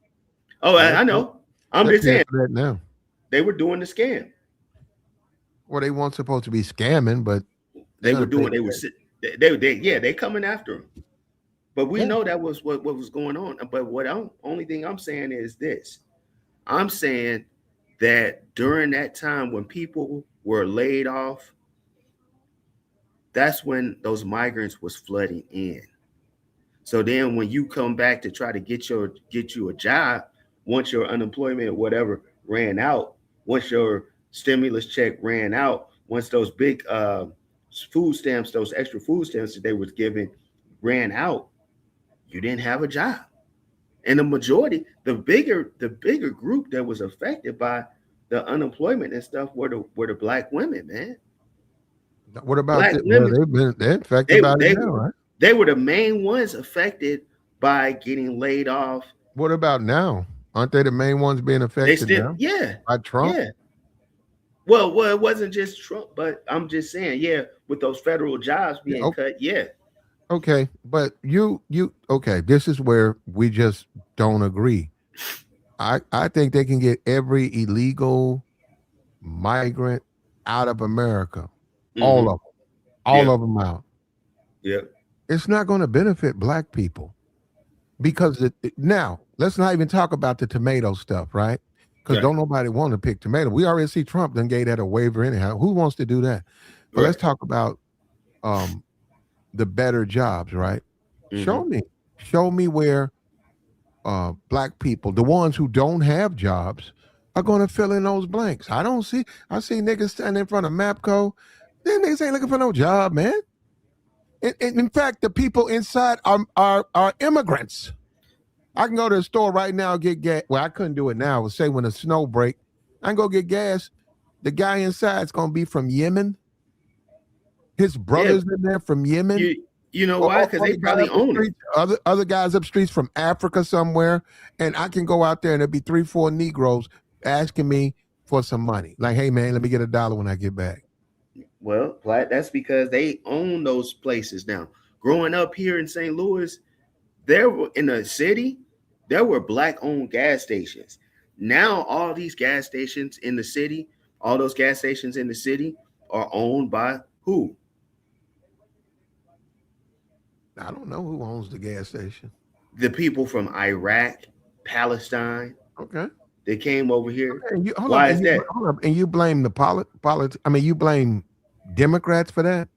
I blame the government for allowing these people to come in our neighborhoods and give them loans where they can set up shop in our neighborhoods. Okay, you're right on whereas that. we couldn't do it. No, you're right. They wouldn't give it to Negroes. You're right. They don't want to give it to. They would give it to right now. If you wanted a business and you were from Yemen, you can come here and for 5 years, no taxes, no utilities, for 5 years. And then what they were doing here, because it came out on the news, is they would get a business and they go with that 5 years. Then they would swap it with their friend or their brother. And that way they got another 5 years. They took it to 10 years. You're right. And American citizens, or at least American citizens couldn't get that. So yeah, you're right on that. I agree with you on that. That was unfair to the citizens here. That was very unfair. They have set this up for the government has been very friendly to foreigners over their own citizens. Okay. And there's a pushback. We see that now with what Trump's doing. We see that within the black sectors with the FBA. So I agree with you on that. Right. The straw that broke the camel's back was up there in Minnesota. You got word that brown people or so-called black people, Somalis, have been at the center of over $9 billion, allegedly, have been at the center of over $9 billion being scammed because of a loophole in some of that funding for supplemental programs during the pandemic. That pisses white people off, man. Okay. And Trump them know the strings to pull the buttons. Right. Yeah. And so now it's over. They and these people that's out there protesting because they can't get black people out there to protest. They can't get FBAs out there to protest. They trying, but we ain't going to be on the front lines because this is something that we don't believe in as a whole. Now I've seen some sisters who've made videos and stuff, but for the most part, we ain't going out there. And I think it ain't gonna work, man. They're gonna lose. Trump and them are gonna crush them. Well, this is what I'm waiting on, right? That's the whole thing about reparations. We know Trump don't want to be impeached, and we know the Democrats want to win. Yeah, it's the time now to make a play on, hey, whichever party gives us reparations, not lies, right. Not lie about it, but says, hey, not a study. We're going to crunch some numbers and we're going to render reparations to the descendants of slaves. And they're talking about $3-4 million a head. And because they got to win, right?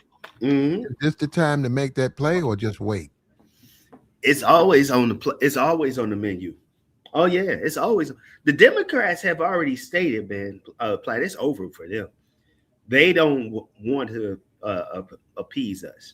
Okay, well then why don't let's follow. Let's go with that. Trump's already in office. He's got the Congress, he's got the Senate, and he has the Supreme Court. Why don't he just do it? He'll certainly win. Blacks will turn out in record numbers. It may, because look, it may happen. Let me tell you what Trump did. The African countries were trying to get together and go to the United States. Trump just checked them over there in Davos. They tried to get together and say, the United States needs to pay them reparations for the transatlantic slave trade. And Trump said no, told him no. That money, if anything, that money would go to the black Americans. No, see, that's what that's the problem right there. I get it, but you got to tell the truth. That man ain't said nothing about giving no black people no reparation. Donald Trump, Yeah, you didn't hear? he ain't said nothing about giving no black people no reparation. You guys are that's what it. Come on, that man ain't gonna give black people nothing. You know that. I said That what he goes told. against his base, and guess what? Reparation goes against the Democrats' base. That goes against their base, man. That's just not a popular thing to do, man. And then a lot of people who are poor, they don't even want it to happen. So listen to this. I'm not okay, hold on.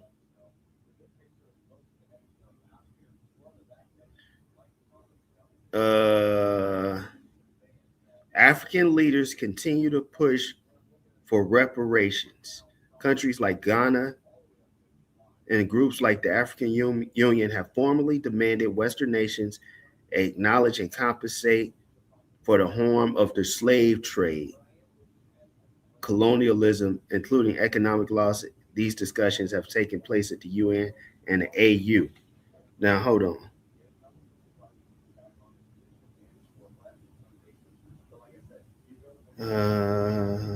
Boy. He just addressed them about this, where he told those African nations no. You don't believe that, do you?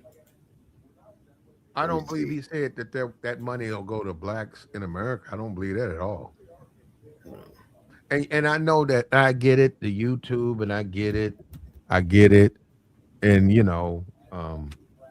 it. People got content to make, but that's where we just the whole notion that getting rid of migrants and all of that is for the benefit of blacks. No, they want them out of there because they want the country to be majority white, and they don't want all these non-whites making babies.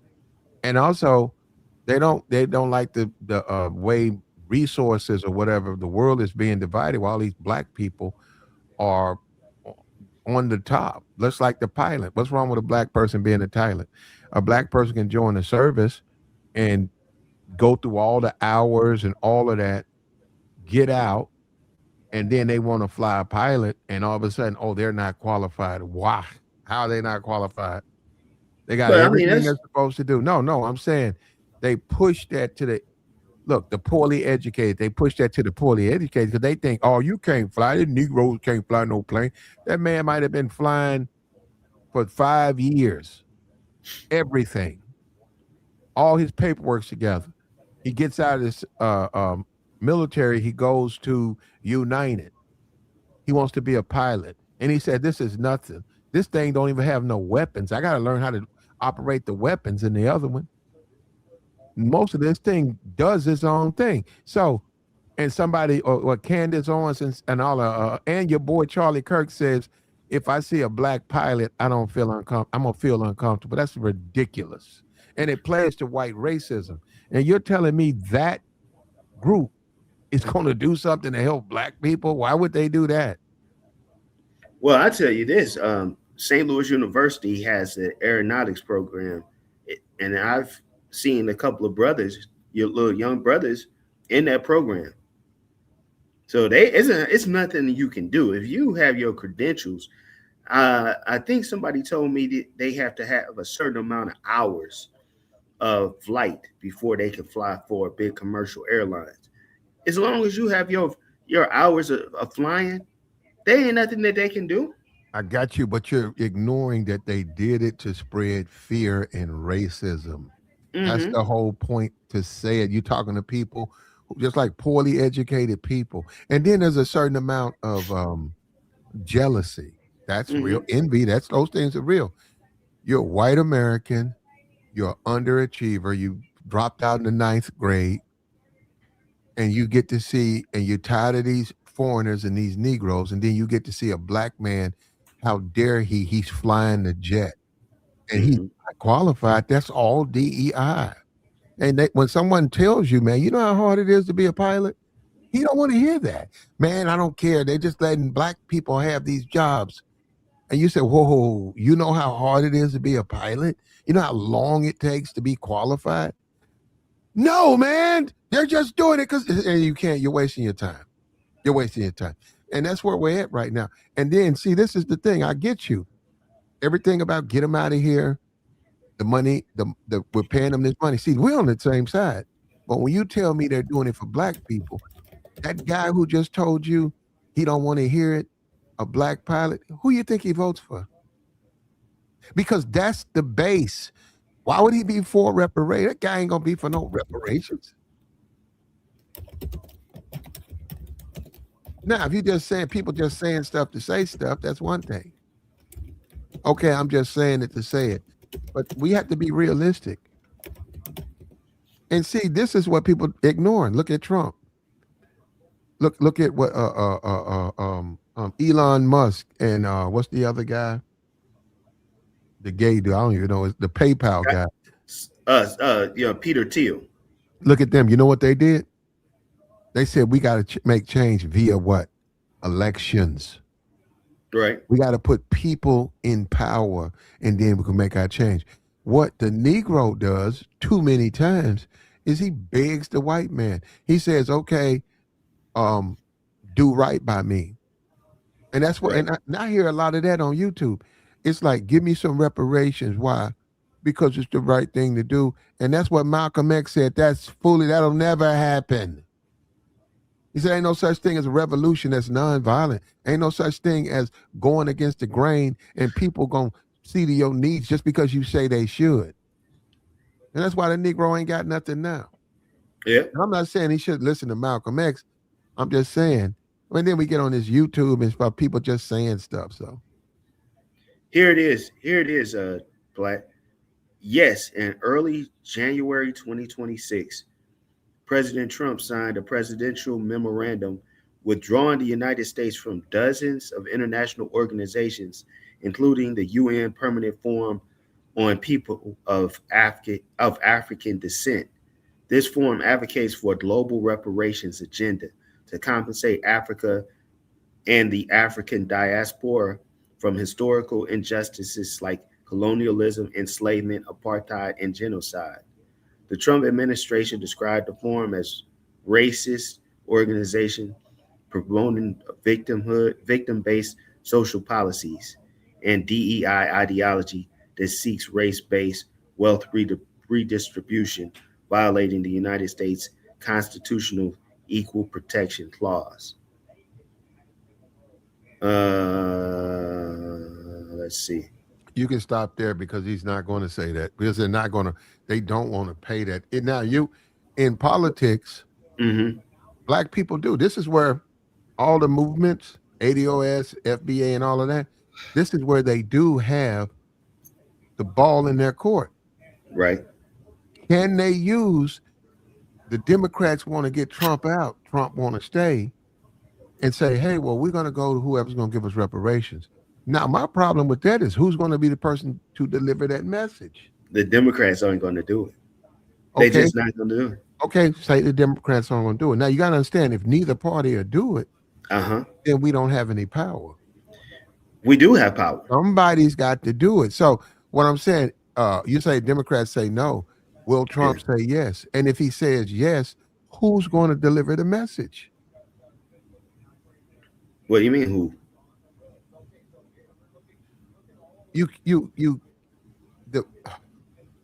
There has to be one spokesperson. You gotta have, like when you say a politician, right? When I vote for my mayor, that's my mayor. Right. The mayor can do things. Why? I voted for him. A bunch of other people voted for him. He's the majority. He won. Guess what? He can serve he can serve the people now. I voted for him. He's gonna do the things I need him to do, support me. So when you have a movement and you don't want it, you claim you don't have a leader, it's meaningless because how you gonna serve the movement? You got to have a central figure, man. Somebody. It don't have to be, when you look at FBA, it don't have to be Tariq.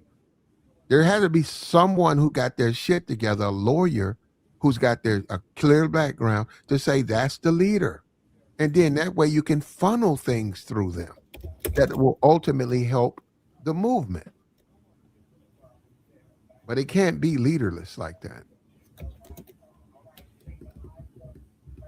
Well, there is no in my opinion, right now, there is no black politician that's willing to do that. They're all scared. Jasmine Crockett has come out forward and said she's pro reparations. We don't know what her definitions of reparations are, though. But she's one of the few. I'm sure there's somebody else out there. She says she's for reparations. Yeah, but we don't know what her definition. Brother, see, this is what I'm saying. You Negroes do this. No. It's got to be specific. It's got to be specific. Show me the other politicians that's talking about their pro reparations. Anybody can say that they're pro reparations, but it has to be certain guidelines, certain parameters. Well, when are you going to hammer that out? That's what. But see, that's what happens. Hold on, but you don't have a leader. That's what happens with the civil rights movement. Okay, no, forget that. You don't have a leader. We don't, because how are you going to hammer them out? How are you going to hammer them out? Crockett is not a leader for that, man. She is not the leader for that. Jasmine Crockett is wait a minute, brother. Jasmine Crockett is a Democrat. Yeah. She is a liberal. Yeah.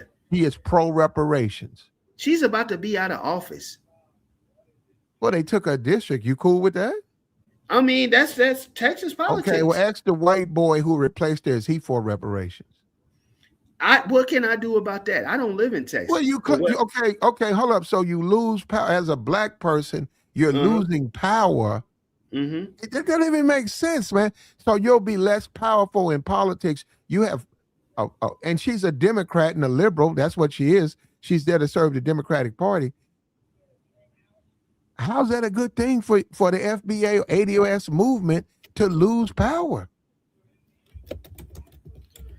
I said Jasmine Crockett is not going to be a politician. She is not the one that's going to be able to bring that to the table. Well, who is? There isn't nobody out there, to my knowledge, right now. How you gonna get it done then? It's not going to get done. Oh, not right now. Wow. Okay. I said I don't know of any There may be some. I don't know any. Not on the national stage. Do you? Because Jasmine Crockett is about to lose. Hold up. Do I know a politician that's pro reparations? No, I don't know any politician because it's a death sentence. You can't win. See, we're mixing internet with reality. If I ran in my district right now, there's Latinos in my district, there's whites in my district. I can't run on a only help black people position. I won't get the vote. That's why people don't think it's real. That's why people think it's somebody trying to undermine black power, which you can make a case. You can't win on if you're running on. You got to have the people have to want that. You serve the people. What do the people want? So you show me what people say they're pro reparations, then you're right. You can run in that district. And that's the whole thing about redistricting, and so that you can, the people's concerns. When you have a district like what they're doing in Texas, you're ignoring the black concerns. You're acting as though that don't matter. Black people's voice don't matter. What you do is you saturate their voice because they're only like 40 million. There's over 200 million whites in America. You saturate their voice so they have no voice. Mm-hmm. That's not good for the black. That's terrible for the black community. We would have a voice if we were more. We could come together more on a voting, decision on. Okay, let's be for real. I'm a black man. You're a black man. Let's be for real. Let's be for real, yeah. Resurrect. Let's be serious. Mm-hmm. Yeah. Black people don't have nobody to vote for. There ain't no politician out there, no political party that's talking about helping black people. We don't. The closest thing, and they don't do it, It's like you said, a Democratic Party. But really, if you want to be No, for real, neither no, one they of them don't. trying to do anything for black people. Neither The one. Democrats never do nothing for black people. Okay, but that's what I'm saying. Neither did I said neither party, right? Right. That's what I'm saying. So really, when you look at voting, we like to believe it matters, but when you look at elections, nobody's going to do anything for us. We're on our own. That's where like the selfishness of, I believe in this, and I'm gonna do this. That has to go by the wayside. We got to come together if we want to make any type of improvement. Because 43 million strong together with one agenda when it comes to politics. Yeah, so which way should we go? Because clearly black women, I think with 95%, they support the Democratic Party. They do. Okay, But so which way they should wouldn't we? be opposed to reparations. Well, who's going to offer it? Is the Republican Party going to offer it? Well, I don't think so. I don't think either party is going to offer it. I don't think either party. Major League Baseball and even the civil rights with Rosa Parks. Before Rosa Parks, there was another woman, but she had a criminal history. When it happened to Rosa, they were able to go into the press and show America good, solid Americans are being denied their rights, and look at how they're treating them. And it helped the civil rights movement. Major League Baseball wanted to integrate. There were baseball players 50 times better than Jackie Robinson. They went with Jackie because he was a veteran, his past, the type of guy he was. They went with him. They didn't go with the other guys. Other guys had criminal histories and stuff like that. This is real, man. If you're a thug, you're not going to be able to be a leader. I don't care what you say. That's how it goes. Now, I know the Trump thing, or run for the Republican Party. Trump is not even a politician. He's a one-of-a-kind guy. Greenland, they've been trying to get that for years. See, one thing I'll give Trump credit for, he looked around and said, what is all of this? We've been trying to do this for 50 years. The Venezuela, they've been trying to take over Venezuela. They won't do it because they want to go through all this paperwork. Trump said, fuck that. We're going to go in there and get it. And I'll deal with the backlash. The banks were about to, there were banks that were about to go under. Is that you? I don't hear you, bro. Your cord came out. Oh, sure. Hold on. I said they had to because the banks were about to go under. They had to get Venezuela. Besides the oil. Well, yeah, and the Chinese was going to come in there and get the relationship. Well, yeah, Venezuela has a lot of silver. And, the banks and the relationship with the silver, the Chinese and the Indians have been buying all of the silver and selling the American bonds, putting them out on the market, which was putting stress on the banks here. Mm-hmm. So they had to go in there. Basically, what's happening is, man, the United States is trying to get the whole Western Hemisphere sewn up because they know that they can't hold on to their spots throughout the rest of the world no more. Don't have the money to. So he's trying to shore up everything on the west side, and then the rest will be left up to China. Yeah, but Taiwan and all of that, we can't do it. No, that's over. No, you got to. We're not going to be able to hold that, man. We don't have the money. Yes, well, you know what? Trump ain't gonna be in office forever, but you gotta support it. It's freedom. It's a democracy. It's like saying in Vietnam. Not saying don't go into Vietnam. You have to do that. You have to say we don't believe in communism, and we're going to defend the countries who want a democracy. Dude, you will see. They can't hold isolation. You're isolating yourself when you do that. When you cut yourself off, it's gonna come back to hunt you. That's the only way they're going to be able to survive. Are they going to give up Israel? Israel is in a really precarious situation. Yeah, you just said they done with that side of the You town. you remember this? You remember that the rumor was they were going to bomb Iran? Yeah. Well, I've been told that those generals over there in the Pentagon Mm-hmm. told Trump, if you do that, it's going to be curtains. If you do that, it's going to be curtains. Netanyahu wanted to do it Of course. strategically, Why not? Why wouldn't he? militarily. We couldn't have. We don't have enough. The weapons. We don't even have enough weapons. Well, and we don't have the money too because of Yeah, that costs a lot of money. And then the fallout of Iran, where those people are still alive. If you knock their leaders down, what's going to happen? Where they going to right. flood to? They're going to flood somewhere else. Exactly. Look at Ukraine. That's all. That's lost. What was he born? Like North Carolina or something? I know he went to Penn. He grew up in Philadelphia. He went to UPenn. He was born in America, Philly, right? Yeah, Philly. And he's down there in Israel doing all. Ain't that something? Yeah, yeah, because they have that agenda. You know, they're neocons and they are Zionists. They wanted to take all that, but the world frowned upon what they were doing to their citizens, because those Palestinians are Israeli citizens. The world frowned upon that, and basically, it's nothing that we could do now. You notice that they've had to kind of chill out. Iran? But why even bomb them? Because their whole goal was they wanted to take what do you call that? Syria.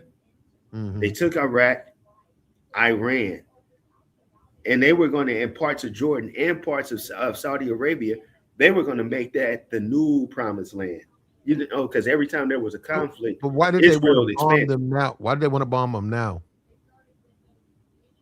Oh, because I think Netanyahu understands the economic environment, and I think he's seen what was going on and how bad it was going on in the Ukraine, and he was like, "Well, we got to get this done before, you guys pull out." I mean, we pulled out. You seen how we pulled out of Afghanistan? Why did he want to bomb Iran now? They need that. They want to get the agenda done. Netanyahu went for broke. Hold up. Do you believe that Iran wants to get a bomb and destroy Israel? You believe that? Or is that bunch of bullshit? Hold up. Is that a bunch of bullshit to justify what they're trying to do to them? Well, of course it is. And I think Iran, so what I'm saying, bomb them for what? They ain't even a threat. They want that territory. Who, Israel? Yeah. Oh, okay. Now we're talking. They want their territory. Now we're talking. Now we're talking now. Right. They took Syria. They took Iran. When President Obama was in, they did that whole what they call the Arab Spring, where they deposed all the leaders that were against the U.S. and put U.S. friendly leaders in. I don't know how. I don't know how they do it, but it really doesn't matter who's in. Now, this thing in Minnesota, this is wrong. And get the immigrants out. I agree with that. But I don't know how they do it. But America, really, if you look at who's in charge, it really doesn't matter. They went into Libya. They got Libya. Yeah, they knocked it down. So it doesn't matter. It doesn't matter. Trump, Venezuela, if you're going to look it up, they've been trying to do that for 20 years. Well, they got it done. They're not going to. The Greenland thing, that ain't him. People say, well, Trump woke up one day and wanted Greenland, Iceland, or which one is it? Oh, it's Greenland, but it's a frozen wasteland. So let's go to Greenland and take it. Been trying to do that forever. Trump said, let's do it. And I said, I don't know if they go in front of his generals or whatever and they're advised, because it's like it doesn't matter who's in charge. They're going to continue to do the things that they're doing. Right. Right. And you know who's mad? The Europeans. because we ain't gonna be there no more to defend them on their BS, and they're gonna have to deal face to face with Mother Russia. You know, they look down on them because you know they call the Slavic people. Slavics short for Mhm. slaves. Okay. Their slaves are gonna come back for them. Well, they struggling with Ukraine, man. Russia, I don't even know if how long they would last if they went to war. Well, the Russians they could have destroyed Ukraine. That's over. Nobody can really use nuclear weapons because of the fallout. We've lost Ukraine. They've lost Ukraine. I don't know. I don't keep up with it like that. So It's pretty much over. We run out of money and weapons. Now Biden, he was going to use those missiles, and they said that Lloyd Austin told them, nope, you can't do that. You're going to start a nuclear war. Those Tomahawk missiles. Remember that? Remember they were talking about using those Tomahawk missiles, and Putin said, and if you do, it's game on. yeah. And it was said that the Secretary of Defense, Lloyd Austin, had to take the pen out of Biden's hand. Told him, oh, no, we're not doing You that. believe that? I believe the military I don't is believe very none of that. powerful. You don't believe it? I don't see a difference between Biden and Trump. I don't. Oh, it's a big difference because Biden's agenda was to take, they were going to try to take Ukraine and make them part of NATO and aggressively go at Russia. Them people were hell bent damn near on a nuclear war. No, it wasn't gonna happen with that. I think just like Trump's agenda and Biden's agenda, it's the same thing. It's being pushed by they not the deep state, but it's being pushed by advisors who, like you said, they've been trying to get Venezuela for 20 years. It's on the table, but no president other than Trump has acted on it. This Greenland thing, he didn't wake up and say, I want Green. They've always wanted, you're going back to the 40s. They've always wanted that place. He's just the only president that says, hey, I'll just get it. I'll just take it. And what that tells me, when I look at that, that tells me that Trump listens to his advisors because that's not his idea. Well, America is on the decline, Platt. We're on the decline. And basically, yeah, the agenda now is isolationism. Because we're not going to be able to pull and defend various parts of the world. We don't have that juice anymore. We can't keep those military bases all over the world like we used to. The Europeans are going to have to defend themselves. That's why Trump now is trying to actively kind of pull out of NATO. We can't handle it no more. The money is gone. We got to stay in NATO. The money is gone. The money. Well, we just did a budget with $3 trillion. Yeah, but that's just to shore up things around here. No, it wasn't. You talking about the military budget? No, you talking about the big beautiful bill was $3 trillion, which ICE gets more money in that bill than the Marines. Yeah. They want to build all these prisons and stuff. Mm-hmm. We have money. Yeah, not to do. But anybody that's, these generals and stuff will tell you that you have to have a presence.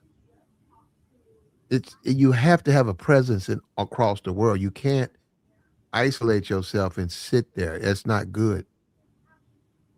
Well, you'll see. It's like the Ukraine, right? Yeah. Why does America even care, right? They have to be there. Taiwan, why would they care, right? They have to be there. Because it's also like an early warning system. If you tell China, don't touch Taiwan, okay, they can invade Taiwan. Okay, why do you care? Because we told you not to. They're going to do it. They're going to do it. Huh? I'm talking about China is going to do it. It's just a matter of time. Why won't they do it right now? I don't know. You know, Chinese, they are very strategic people. It's just a matter of time. Look, well, look, a lot of that stuff comes from other people, right? So, and look, we can give Trump credit. He does do, ridiculous stuff, but he listens to his advisors. Does he listen to everything? No, but he listens to him, and he Yeah, man. wants, which I don't know why he wants China and Russia to like respect him. I don't know why he thinks that's going to happen, but and then he flew the planes over when Putin got in the whatever, I don't even know what that is, some limousine. I guess it's got a lot of reinforcement. Him and Putin got in there and he flew planes. That don't scare no Putin, man. I was like, you and I heard all these people, they was on Twitter and all that talking about something. Look, man, look, this is how you lead. This is American. And Yeah, I said, man, he that's flew them. Vladimir Putin. I said, are you joking? He So flew. man, He don't care flew nothing them about bombs. nobody flying over his head, man. That man got his own arsenal. Yeah, Man he ain't flew thinking those. about Trump. Go ahead, brother. No, I was just saying. Yeah, he flew those B-52s or whatever. That was nice. That was a No, show of strength. that was ridiculous, man. That man ain't afraid of nothing like that. Vladimir Putin. That was a Why show would of he? strength, man. He You in got his own, Alaska? they got their own arts. They got stuff we don't know about. Why would he Yeah, care? you in Alaska? We're gonna show you, We only buddy. I think I looked it up. That Steph, I think we only got 3 of them. Steph bombers. Hold up. They here in Missouri too. They come out of Sedalia, Missouri. That ain't no. It might be outdated. Nah, man, those things they say if you see them, you already dead. It They say says if they on a mission and you see one of them, if you see it going away, you done. You done. It's over. 20 of them. There's 20 of them. Yeah, Okay. they come out of Wyman Air Force Base. Okay. That but Yeah, but that don't matter to Putin, man. Putin ain't thinking about it. But Putin does have his military. He's not, if he can't take Ukraine, he's not ready for a war. When you talk strategy, you have to be ready for war. If you're not ready for a war, you'll lose the war. you remember not too long ago, one of Putin's right hand men, somebody ran smack dab into him, like a wrong way. They turned around, boom, killed him. He did what? One of Putin's right hand men over in Russia, he was driving. Was his driver was driving. He's sitting in the back of the car. Some car just rammed him head on and killed him. Oh, okay. I don't know. They sent drone strikes to where they thought Putin was. Oh, yeah, they said that thing. That's like sending some Walmart drones. They said them things had no chance. Now I know they publicized like it was legit. That was some bullshit. That's like Hey, some dude trying to tape his daughter's wedding with a drone, and it happens to go, over the fence of the wrong house. And then somebody say, "Oh, that was a drone strike." No, no, it wasn't. those drones, man. They are cheap, so they can send those drones to you. No, That's nothing to play with. If I was Putin, I would have taken that as no, as as it didn't happen. So no, he don't have to worry about it. They knocked. I think they sent like 40 of them. They knocked all them things down. We we are not at that point, where you have to fear something like a drone. I saw a dude though. He was hunting with a drone. yeah. I The never seen drones, that. No, he was out hunting with his. He had his drone. He would shoot a deer, and then he had this big ass drone. This thing was like a jeep. He got it on Amazon, yeah. and picked up the deer. He was having his drone fly his kills back to his truck, and then return and wait on him. That's cold. Yeah, he said it. Well, he said he don't have to do it. He said, "You got to pick this thing up." I like that. That's real nice. Yeah, about two. I don't know what the average weight of a deer is, but it was getting it up in the air, man, and it took it right where he told it to. That's the modern technology we dealing with. We probably 15 years from that drone being a robot, and now he don't have to go hunt his deer. It's his land. He programs his bot to go and bring him back a fresh kill. Yeah, Yeah, we ain't there yet, but we're on our way there.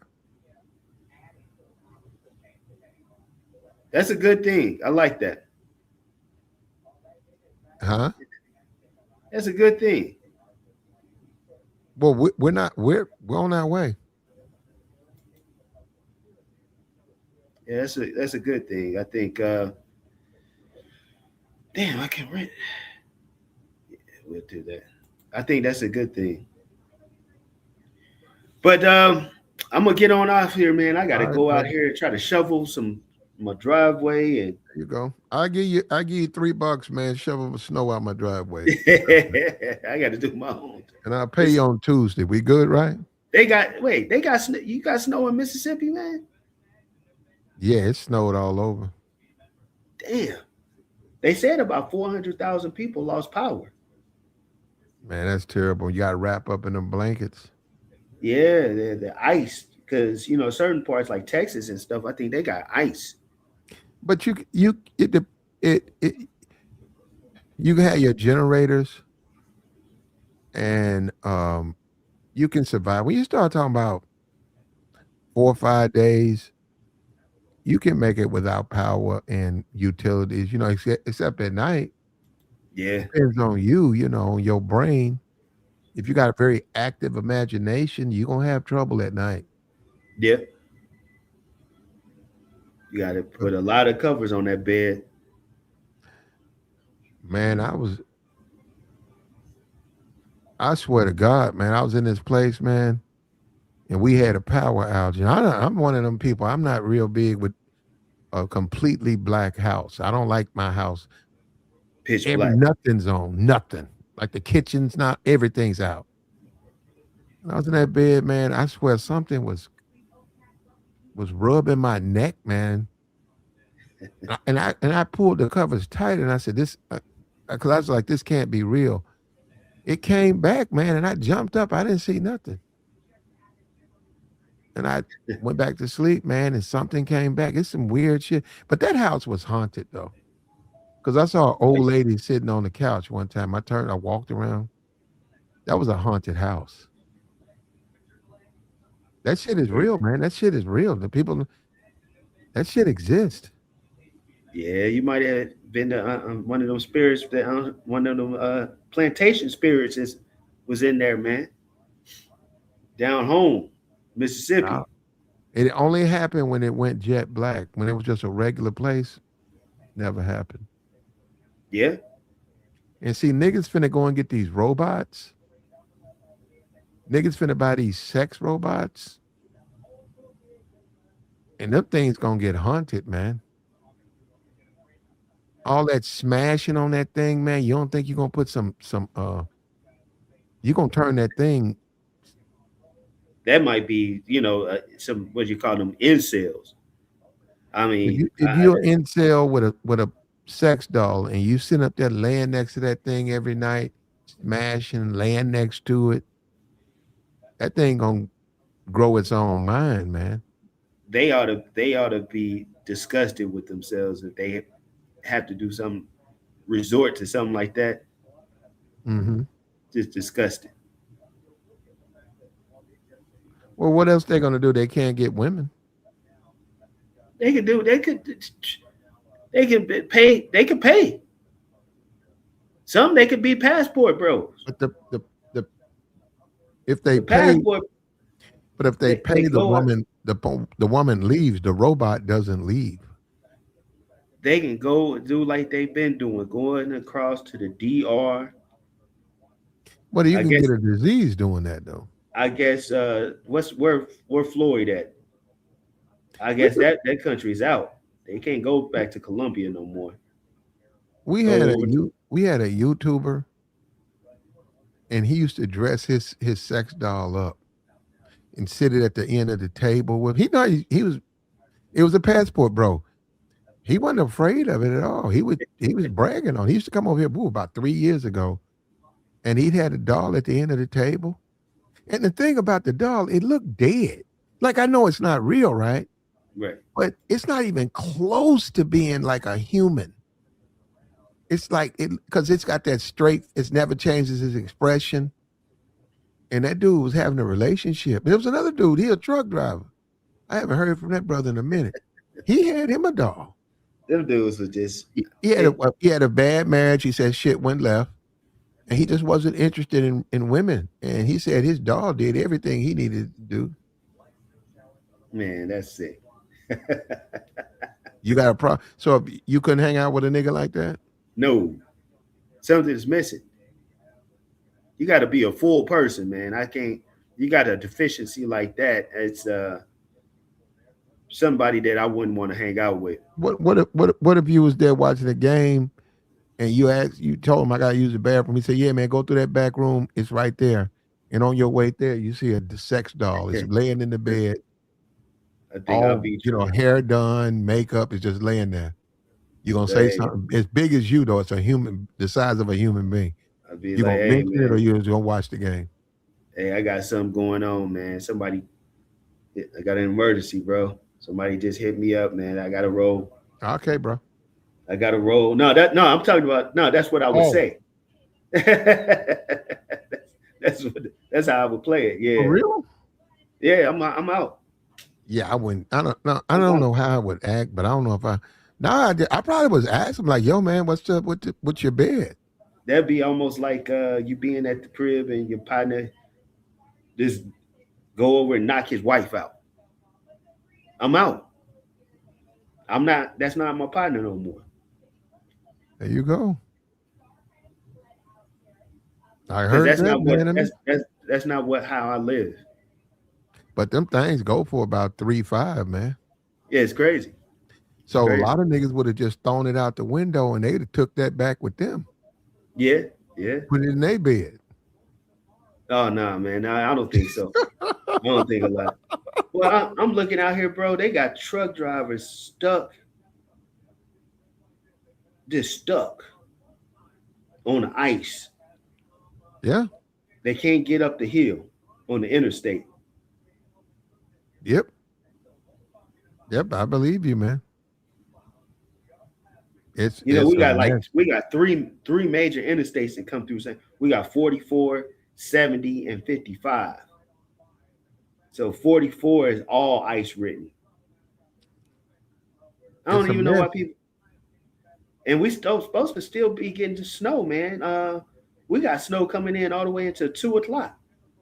You're gonna get snow probably for the next 2 weeks.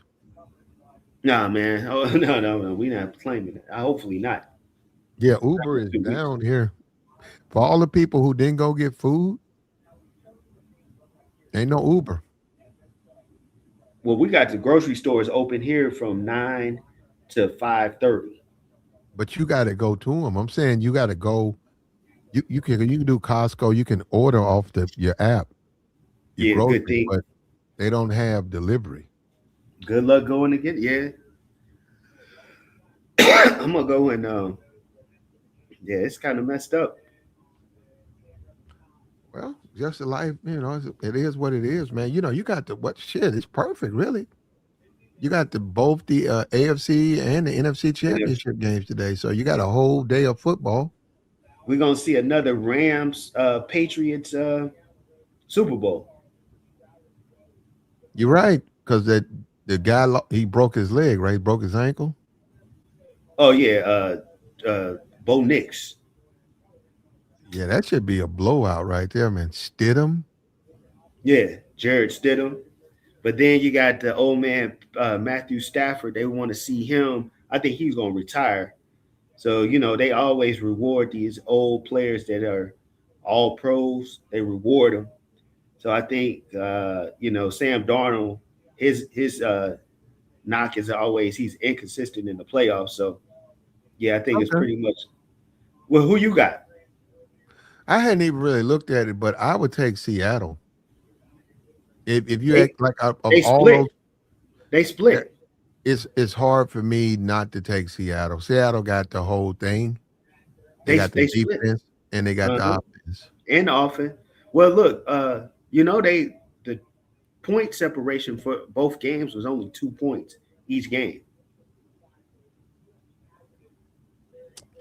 I mean, Indiana college football, that was I was thinking about it, man. Put a couple of bucks on that, put 500 on Indiana.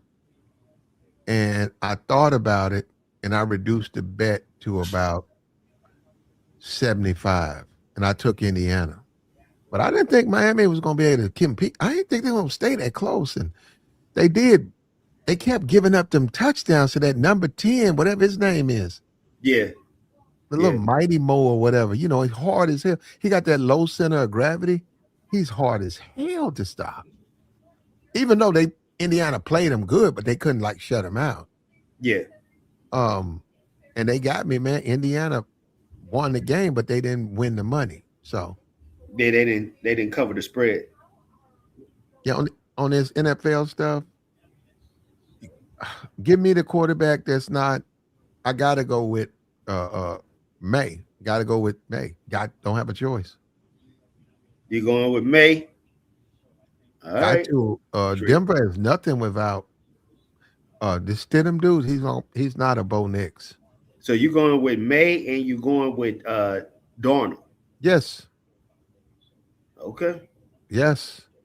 I like the Rams, but Seattle, what they playing at Seattle? Yeah. Man, that's a lot. Seattle. I don't. Who's the coach for Seattle? It's a new guy. Yeah, he's good, man. He got He's them better. playing. You think he's better than Sean McVay? Yeah, whoever he is, I don't even know who he is. Yeah, he's a new guy. This is his first or second year. I think it's his second year. Well, no, this is Pete Carroll. Pete Carroll just went to this is his first year. Pete. That's why. Okay. That's why Pete. That's the thing. You get a guy like Pete Carroll who been coaching forever, still, and you look at who he drafted, and maybe things didn't work out because he had Geno and stuff like that. This dude said, all we need, he looked around, he said, man, all this team needs is a quarterback. Yeah. He said, Geno turns the ball over too much. So he bought this guy in. And the guy had played at Minnesota, right? He bought him in from Minnesota. And look at him now. They finna go to the Super Bowl.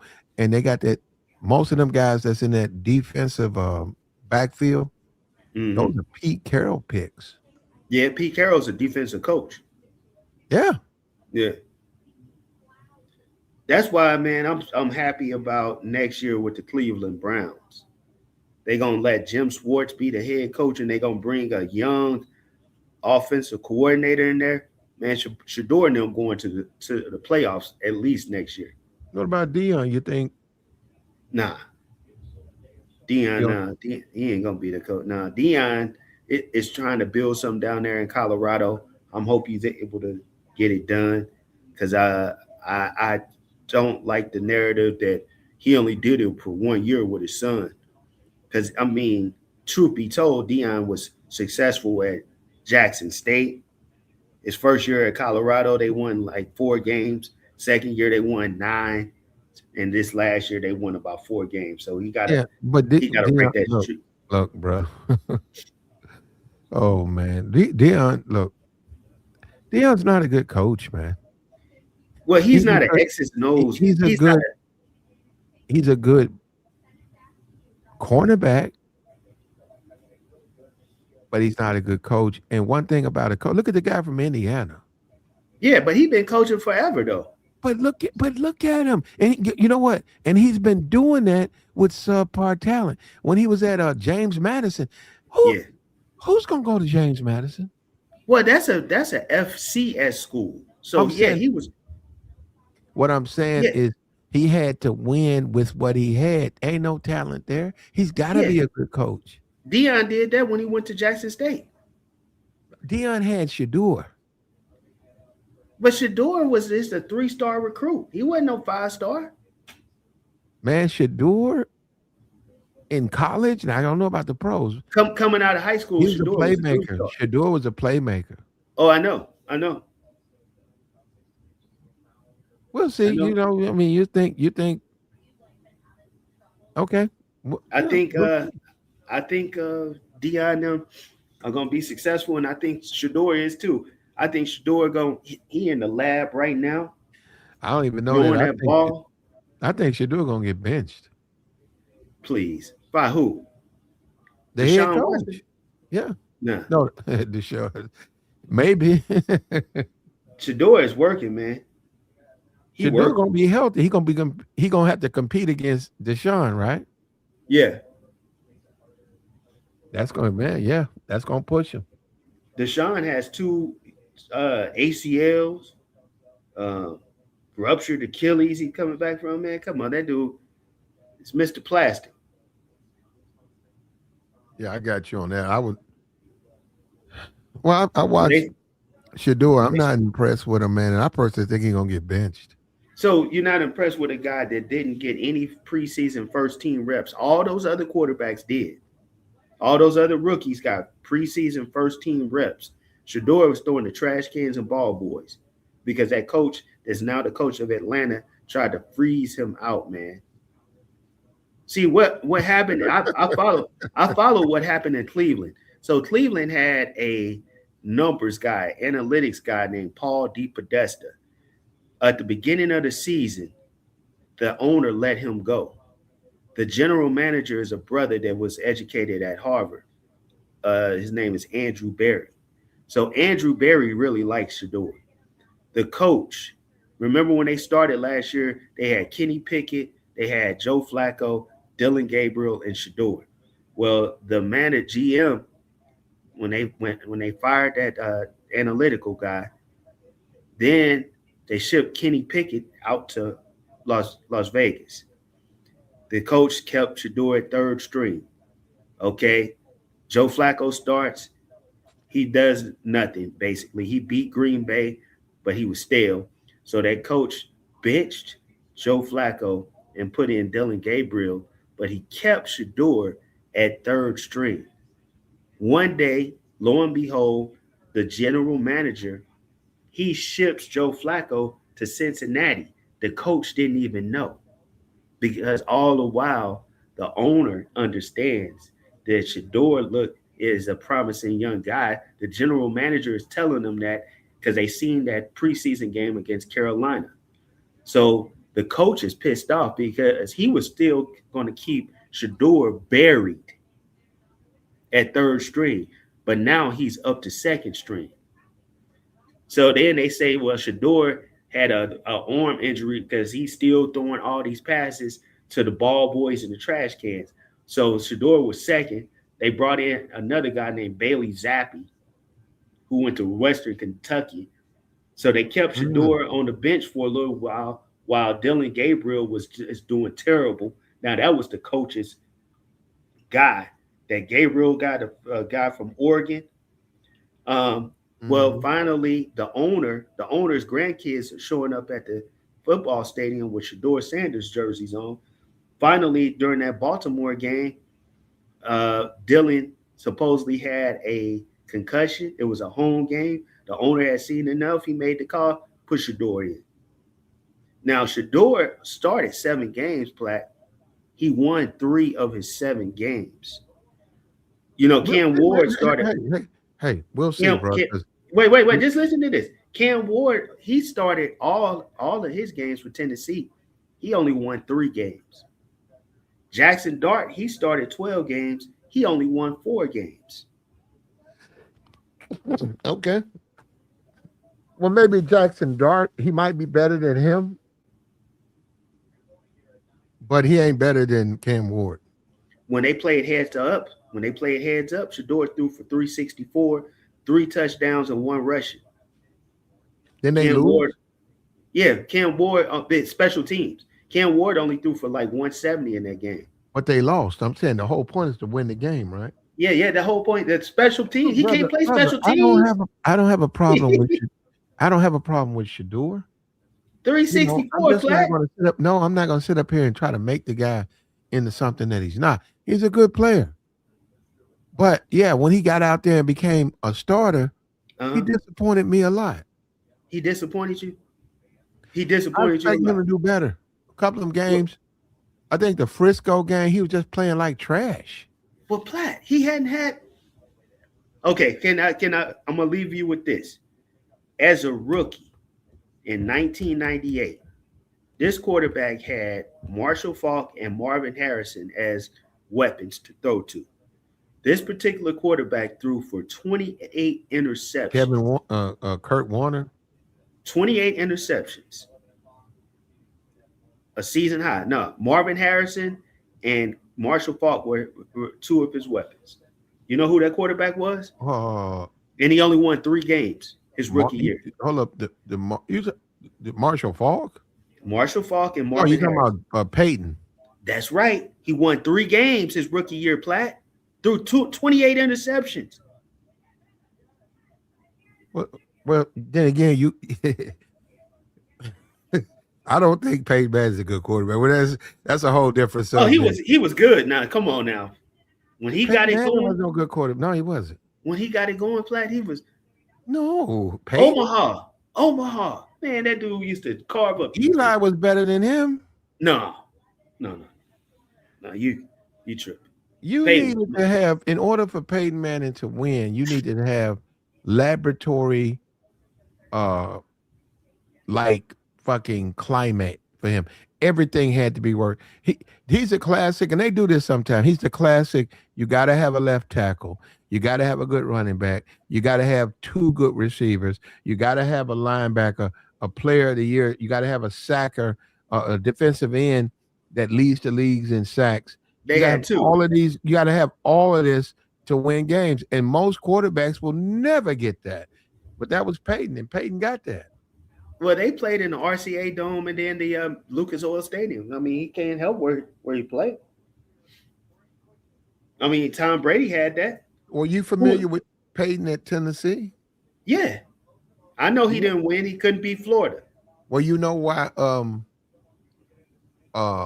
Phil Fulmer wouldn't throw the football? Phil Fulmer wouldn't throw the football with him because he wanted to keep his job.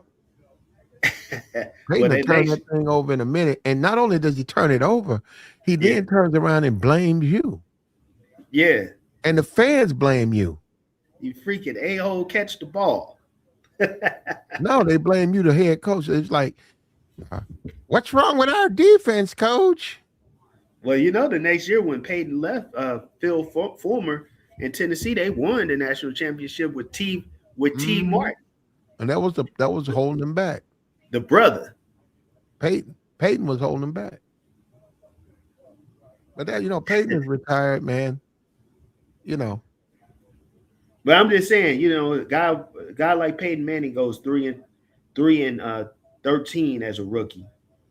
So, in 16 starts. Shador only had 7. He wins 3 games.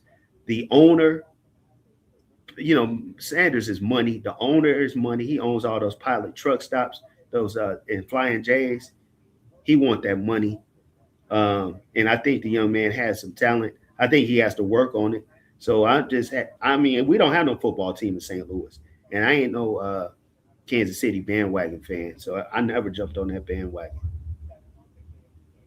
I got you, bro. Yeah. Oh, well, one last thing. What you think about McCarthy being the head coach of Pittsburgh now? Oh, they hot. They got a head. Who is it? I didn't know. Mike McCarthy. From where? He used to coach the Packers and then the Cowboys. Oh, I don't know. I got to wait and see. Don't you think that's crazy though? Like, he basically had the same type of record as Mike Tomlin. But Mike. Okay. No, you know what? You got to wait. We got plenty of time, man. It's hard to just say it like off rip like that. in Atlanta, man, I'm really upset with Atlanta. The fans are upset with Atlanta. They fired Raheem Morris. He's brother. He was 38 and 47. But the coach from Cleveland was 8 and 26 in his last 2 years. Okay. Good old boy system, man. Yeah, where it is, brother. All right. Okay, bro. Take care, man. Yeah, you too, man. All right. Look, we appreciate everybody, man. We finna go ahead and shut this down. We made our point.